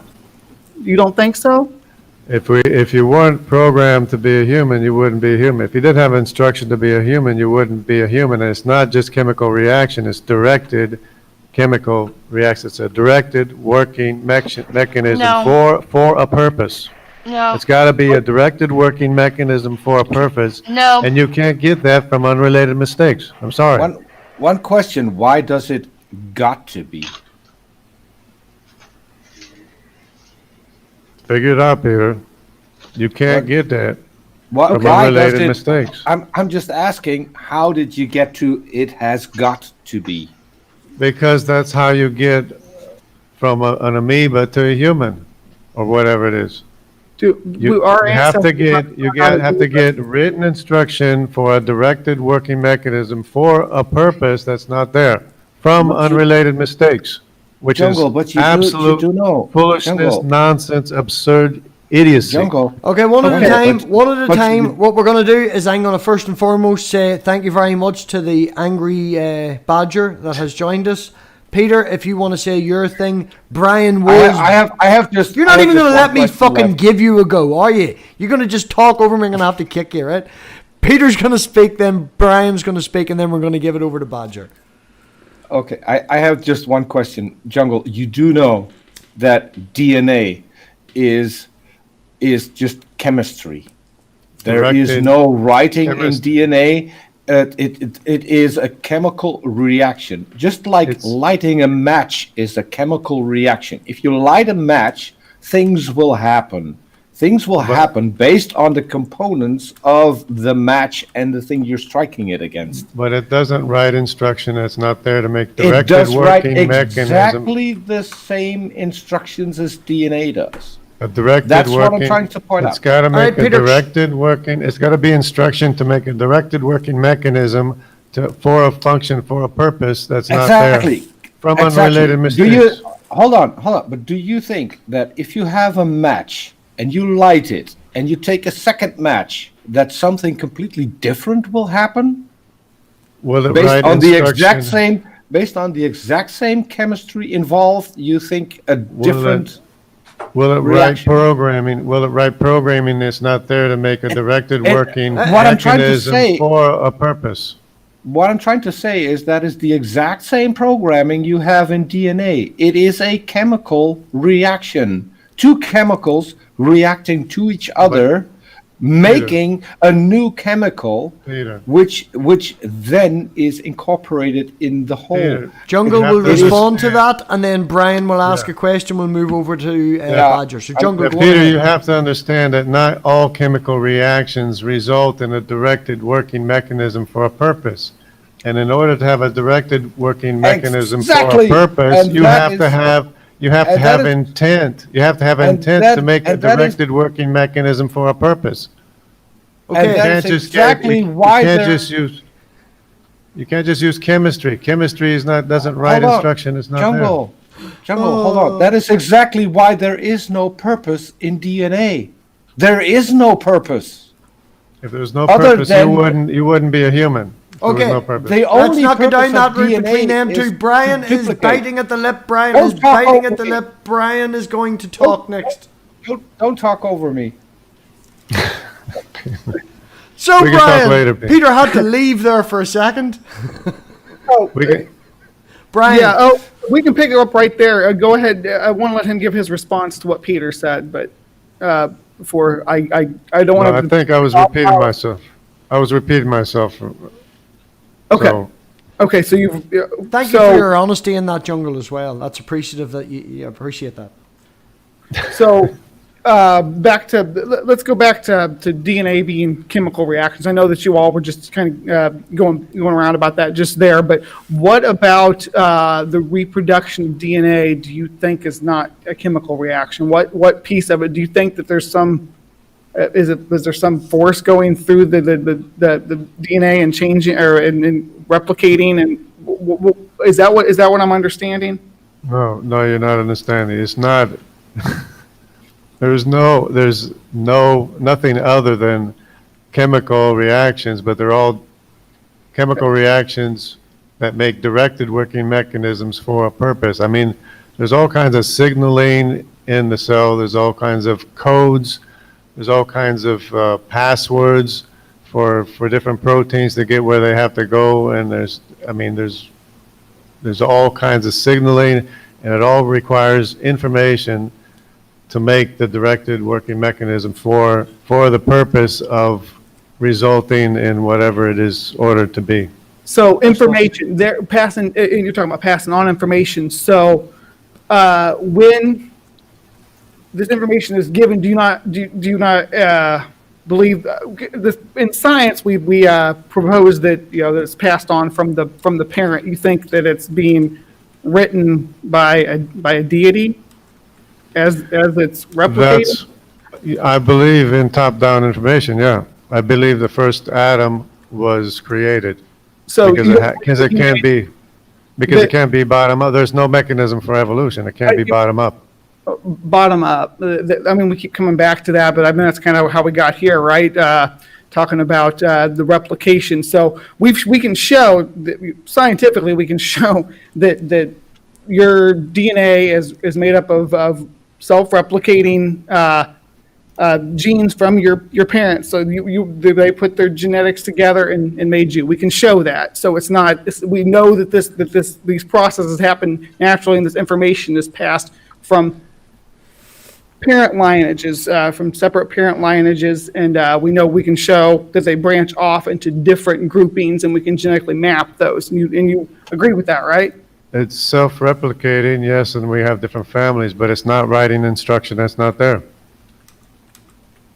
But you agreed that the instructions. You just agreed that the instructions were there, given in your genes from your parents, so handed down. You've agreed to that, and then you said that wasn't there in the same sentence. Can we? No, the instructions were there. It's just not writing instruction that's not there. Yeah, exactly. Your instructions were there from your parents with some errors and some changes. Right. That were there. And the errors and changes aren't writing programming that's not there. Never did, never will. So we're back to you claiming that it was written whole cloth just for you. Evolution is not my claim. It's your claim. You have to prove it. Prove that unrelated mistakes will write vast amounts of programming, billions of bits of programming that's not there. Please. There's a whole scientific. You agreed that the programming was there, handed down from your parents' genes, right? You agreed to that, so we know where it came from. It's not there. It's being handed down through your genetics. It's not being responds. I just want to put a wee time limit here, Brian. But evolution can't explain how the programming got there from my parents. But it does. We can track it. We can see it going back to the genetics of our ancestor species, and we can look at the ancestors from several different angles. We can look at their anatomy. We can look at their genetics. We can look at. I don't think you're following what I'm saying. We can trace the Y chromosome all the way back to Noah. Either Shem, one of the three sons of Noah, to Noah, all the way to Adam, mitochondrial to Adam to Eve, and back further on Adam. But before that,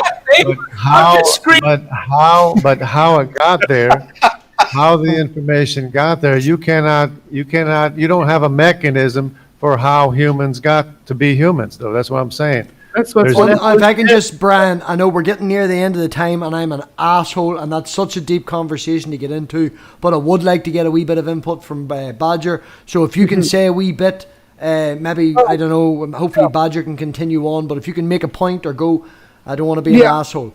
No, you're fine. So that's a fine place to stop. It is that, I just want to say that we can trace it back to Y chromosome atom and then back beyond Y chromosome atom. So it doesn't, and the data doesn't infer that he was the first person. All right, I'll let Badger step in. Go Badger, ahead. thank you very much for joining us. I appreciate you coming in. And is there anything that you have heard or would like to add to before we get to the last 10-15 minutes? Hello. Your is audio my is microphone working, by fantastic the way? tonight. Just a comment, your audio was lovely tonight. Oh, good. Very sultry.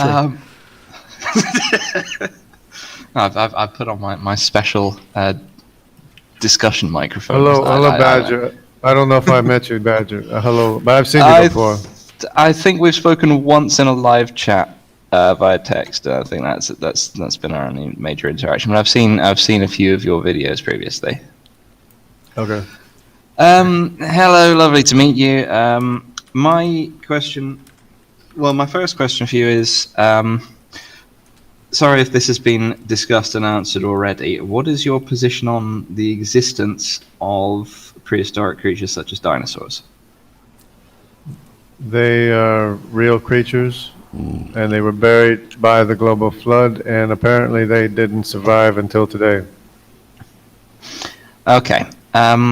So following on from that, and trying to link it to what other people have been saying, what is your view on the ability of scientists and paleontologists and other linked fields to trace lineages, including body changes of various different species that have followed on from each other throughout the course of natural history, to lead from species that existed then to species that exist now? I don't think they have a viable mechanism for writing instruction that's not there in order for anything to be other than what it's directed to be. Okay, but it is scientific, but the archaeological, I've forgotten how words come out of my mouth this evening. What's the one that's like archaeology? Paleontology. That's the word I'm looking for, isn't it? You just woke up? No, I've been doing other stuff. Oh, Paleontology. That's the word I'm looking for. The paleontological evidence with bone structures. You can trace how different structures have morphed throughout history, going from species to species, from ancestor to descendant. You can look at how, for example, in whales, they have a bone structure that in the things that they evolved from would have been legs, but is now just vestigial bones that no longer serve the function of legs, but still have the form of legs within the body of the whale. How do you account for that?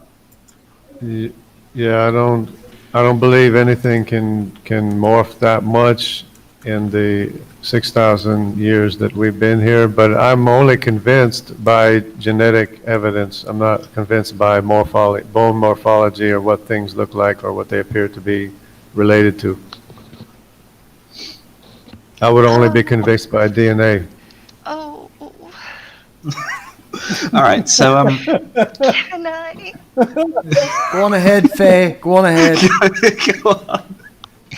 You do know that chickens are dinosaurs, right? And they have messed with the DNA, and they've grown the large tail, and they've changed their teeth, and blah, blah, blah, and all this other stuff. But yet, if you go by, I only believe in DNA, are you talking about the DNA that is present, or do you know that you can shuffle things around and get other things, right? Sure, you can shuffle them around. On a reliable Sure, you can thing. shuffle, but that's on intent. A reliable thing. But if you're shuffling around DNA, that's intent. That doesn't count.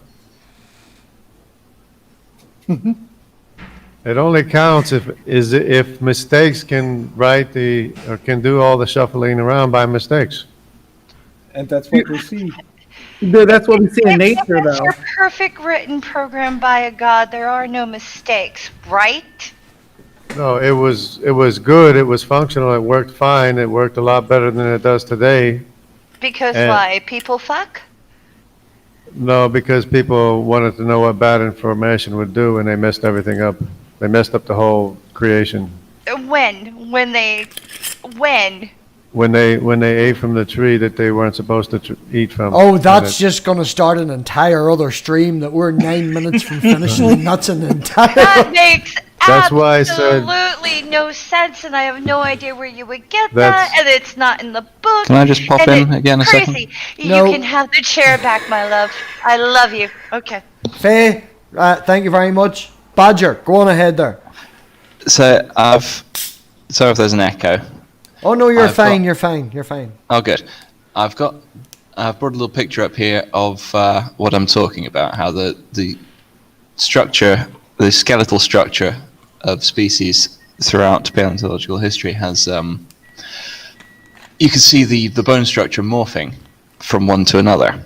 EBS You're eons. impressed. That's You're demonstrable impressed through by the it. fossil record. You're impressed by that? EBS eons goes into a little bit I more don't- detail than just pictures. I know we're limited at the minute, and Badger's doing a wonderful job by showing the morphology change. But if you want to look a wee bit more about it, EBS eon specifically focuses on whales for one episode. They go into it in an awful lot more detail. I don't have a But- book to quote, but yeah, you can check their sources. But I see a the- lot of genetic difference between those animals. You know, Jungle. the thing Jungle, with these is. just can I ask Peter, this I'm one- going to kick your ass. This is all Badger. The thing with these is that they don't go straight from one to another. You There can go are next. Okay, yes, you can go next. generations, lots of Which- generations between each one, with tiny little variations. Which makes it more impossible. Badger, can I help out real quick? I got a question Please do. that might help. So, Jungle, when you, I don't know if you're married, but let's suppose you're married, and you and your wife have a baby. With the beard that And- Jungle Jargon has, I don't understand why he's not. Can you please not talk over me? No, I can do what I want because the rule number one says this is my channel. When I talk, let me get everybody this out. shuts up. I do have a point with this. Jungle, you and your wife have a baby. And your baby looks exactly like your neighbor. Would you be surprised, or would you expect your neighbor to look like you? Your baby to look like you? Yeah, I would expect my kids to look like myself or my grandparents or their other And grandparents. exactly that is what Badger is showing you. So you have the ancestor, and then you have something that looks a little like the ancestor, but just a Not tiny little quite, bit different. Like your baby would look a Not tiny quite. little bit different from you. Because and that is human, what do he's you showing. do you know how similar all humans on Earth are? Yeah, not at all. Yeah, it's like 99.9% the same genetic information. Yeah, I can still make the clear distinction. I saw your face recently on Creation Myth, so I know what you look like. I see Brian. Brian's beard is a lot shorter. His glasses are more transparent than yours are. Yours are more like brain, like bug eyes. So wouldn't that be shuffling of information of human And genetic I- information? Can we not talk I about look how completely people look? different. I Let's have not long talk about how hair, people look. Whereas Dave falls off a ball frequently. Well- We're all different. Wouldn't that be the shuffling of the same information? Just You to know, say a little that- more of this here and a little less of that there, and wouldn't that account for the changes and Wouldn't that fluctuate? exactly Considering- account for the picture that Badger just showed you? Considering they fluctuate back and forth, and the bigs get bigger and the bigs get smaller, and it's the same animal, you know. I'm talking about the picture that he had on before, but never mind. You're just going to ignore this, right? No, Can I jump in again a second? Yes, you can jump in a wee second because we are getting very close to the 2 hour mark, and that's what I was aiming for. I want to keep it to 2 hours. I think that's good, and I've loved this tonight. So, Badger, if you want to make a point, Jungle, if you want to respond, and then we'll work our way around the room and everyone in the backstage, except for Peter because he's an asshole. All right. Finches. These are the finch beaks, so the old Darwin's finches example. Over successive generations, the beak and skull structures of finches were selected to be more efficient for their environments. That's because the ones that were less efficient were less able to find food and therefore less able to breed. Over time, they became, different species become so genetically divergent that they can no longer interbreed, at which point they're a completely different thing. Over geologic time, those things become so divergent that they're completely different body structures. That's what the evolution business is. And that would be what I call sideways variation, and even backwards, but never forward variation. Never forward mechanism to write instruction that's not there. It's only changing what it already is there, altering what's already there. Which is the point of the creationists, belief, is that we can only see change to what's already there. We can't see any writing of information that's not there.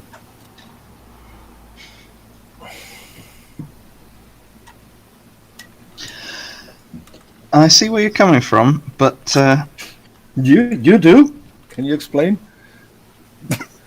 Yes, I think so. Anyway, Yes, really do that because we are getting to the end. If you look at it, if you assume that the Earth is, how old did you say the Earth is? Yeah, 6,000, but I don't think billions of years is enough. I don't think 20 billion years is enough, or even 100. In 6,000, there definitely wouldn't be enough time for even a bird to become another kind of bird, other than sort of slight variations. But in the amount of time that geologic evidence shows the Earth has existed, there is time. There's a lot more time. Well, we look at the actual historical evidence that goes back to the Sumerians, the Greeks, and the people in the Mesopotamian area, and beyond how many people do you know today that have lived for more than 150 years?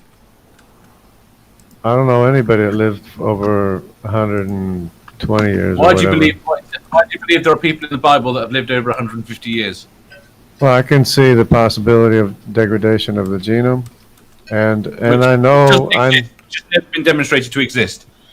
I know there's really, unless we have a good reason, there's no reason to discard the history that we have. You can't make up history that's not there. Of course you can. We've No. got repeated documents. So you're telling me that the Norse history about their gods and how they interacted with them, and the Greek history about their gods and how they interacted with them, that they're not made up? No, I'm talking about the actual history. There were people What that... you're defining as history is just something that's been made up. The history from where? Well, the history that there were people that did believe in gods. Yeah, they're known people. Where's it written? All texts from around the world, and we know the genetic information and the Y chromosome and mtDNA chromosomes too. They all go back to a single source or a single branch, or where they branched off from. Right. Really do. Okay, well, no, you don't. That's a great argument, Dave. Yeah, that's the worst argument we've had tonight. It has. So what we'll do is we will work our way around the room. First and foremost, I want to say thank you to everybody who has came and watched. The live chat has been buzzing all night. We've been well over 25 people watching all night. That has been fantastic. I really appreciate it. Jungle, I really want to give you a special shout out because not to make a Bible reference, but you have walked into the lion's den. You have spent most of the night outnumbered. I did try earlier to get a couple of Christians in. We lost them. And Dave, shut up! I'm trying to say nice things here. And I just so am I. fucking gonna kick that fucker's ass. Where's that button? Jungle, go on ahead. Yeah, I would like to thank you too, because this is probably the best discussion that I've had with people opposed to what I believe, so. And it included Peter too. Well, can I respond to that jargon? I'm going to retract what I said before. I would really welcome you on our channel. I think you have proven to me that you can actually have a conversation, whereas I thought you were a troll. I know Yeah, a little bit it's of the kinda- background. I know that you can get aggressive at times, but I really want to commend you for having great talk, and I would like to have more. Yeah, Okay, sounds good. definitely. Because as you know, Peter, there is people in the community on the Christian side, and we discussed this last week about the problem with communication. The only people that want to talk are, in certain opinions, trolls, and I won't give them any time. And I had a like this guy here. You're just going to keep talking over me till I kick you, aren't you? We had a fantastic conversation tonight, and I really do appreciate Jungle Jargon coming in. So, Brian, what have you got coming up? What I got coming up? Next week, I'm going to be on Ethan's show on Tuesday. Your Friendly Neighborhood Atheist. I think it's on his news channel, Friendly Neighborhood Atheist News.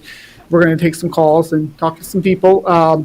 If Jungle Jargon wants to call, I'd talk to him again. That'd be great. And then Monday, I am actually interviewing Cybugs on Monday night at 7:30. I believe the 7:30 Central Time, because I'm Central. Definitely going to be watching that. I subscribed to her the other day because you tweeted about her birthday and had a lot. Yeah. Give me her email. I'd love to have her on. Yeah. Well, sure. Is your channel BRAINBUG? Is that your channel? BRAINBUG, yeah. But my name is Brian. BRAINBUG, okay. I do mostly like bug videos and stuff, but I'd love to talk to you some more. So, Okay.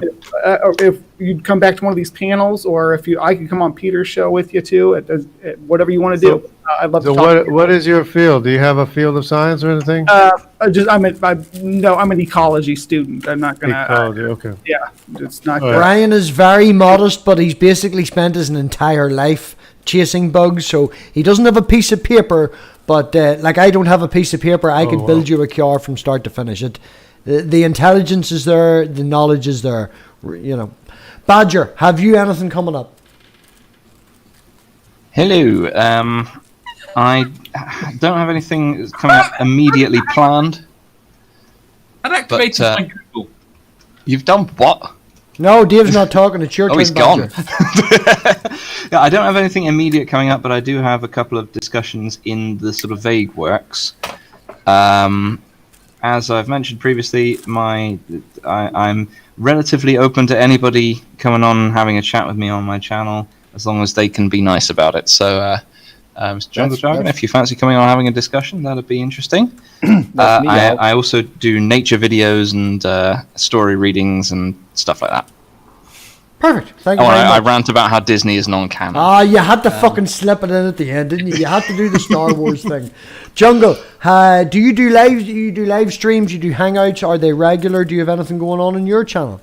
And if anybody that has a mod wrench can link Jungle Jargon's channel, I didn't know he was coming, so it's not in the description. Dave, do your thing. I have no idea. Go on ahead, Jungle. Yeah, I have live streams on occasion, and I do have other discussions and content too as well, but it's kind of sporadic right now. Who's next? Peter, what's going on in your channel? Exciting news, but I can't say anything about that yet. So we have a new co-host. It's not exciting news, Peter. It's not exciting news if you can't say anything about it. It's not news at all. No, that's why I said we have a new co-host. So there's no point in Peter talking. He can't talk about it. As I said 4 times now, we have a new co-host who is a lot better at hosting than this guy here. You really want me to kick me, don't you? Darth MathPig. That's him right there. No, and I'm not going to tell anyone who it is, but you'll have to stick around. I think maybe next week we'll come out and tell who the new co-host is. Perfect. Well, if Dave's already put, I'm really excited. If all goes well, we'll have a show on Saturday, 3 p.m. Central. 10 p.m. European time, and I don't give a shit what the time is in the UK. 5 Eastern. They want to Brexit, so they can Brexit. That's it. So yeah, that's pretty much it. Dave, quiz. What time is it tomorrow? 1:10 or 2:30? 2:30. 2:30 UK time, which puts it at 9:30 Eastern, 8:30 Central, and Pacific is 7:30, if I'm right on that. You're supposed to say yes, Dave. Yes, Dave. There you are. Right. On Monday, I will be having Godless Engineer on for a chat. And then next Thursday, we will be doing this again. Jungle Jargon, you are very welcome back. Tell your friends. Tell everybody. Every wake and walk of all beliefs are welcome here. And yeah, I had a really, really good time tonight. I don't know about everybody else, but I thought the discourse... MathPig. No, you just fuck up and talk over the top of me. I'm just going to... No, I'm helping you out. If you look in the side chat, I just posted the link to Jungle's channel, so you can put it in the description. I already did it and about now 5 minutes ago. Stop being so aggressive, Mr. Darth MathPig. Or I will call you asshole 105 from now on. I would like it if you did. We have a deal. 104 means something. Yeah, but that's why it's 105. Right. He's well, what we're going to better. do is the first person I'm going to kick is this guy. So, Faye, have you anything coming on your channel? Yes. Subscribe to Faye. I ask a lot of questions, not looking for specific answers. They are opinion based or they are for you to react to. I have been learning video editing. Dun dun dun. So yeah, that's basically it. I'm not the best at it, so forgive my mistakes. We all have to start That's somewhere. all. Quentin, have you anything coming up, Quentin? Well, tomorrow I got your sexy ass on my channel at 5 p.m. Eastern time. Saturday I'm gonna have Billy from Geek Room and Progressive Liberal on, and I'm also going to be doing some Minecraft streams on my channel. So look forward to those. Considering you've about 30 or 40 subscribers, getting someone from the Geek Room, I have to give you dubs for that, man. Yeah. Oh yeah, I'm excited about it. Right, who else have we got in the back room? We've got Manda. She's useless at chilling, but here's your warning, honey. You're coming on. Yeah, I'll kick me, because, yeah, they are. Boom. Oh, okay. I have Robert Reed on this weekend on Sunday at 8, talking about how much the South sucks. Otherwise, my stuff is all, because I've been sick, still sick, just working on it. Something with Brian coming up. I have something with Chris Shelton coming up. I have something with Dark Matter coming up. That's it, I think. Short and sweet and straight to the point. So again, I just want to say thank you to everybody who came and watched. Thank you for everybody who joined the panel. Thank you for your patience with me kicking everyone in and out. It's quite difficult sometimes when you have 12 people in 6 slots, so I appreciate everyone's patience. And yeah, other than that, Jungle Jargon, again, I know you were outnumbered tonight, so a special thank you to yourself for coming. And oh, Peter says he's one more fucking thing. Jesus Christ, what is...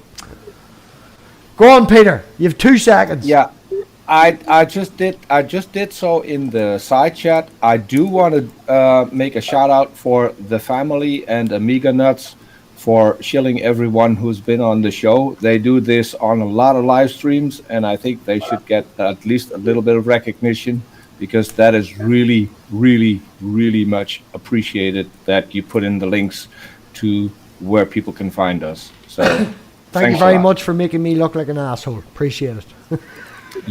I can't make that happen. You're Oh, already you smart ass fucker. Right. Well, on that note, we're going for ages. Next Thursday, everybody come back. Jungle Jargon, tell your friends. Everybody's welcome. Christians, atheists, hell, you even want to believe in ancient aliens, you're welcome here. So, Yeah, on that note, what we will do is we will oink and out. Thank you, everybody. Bye-bye. Bye. Bye.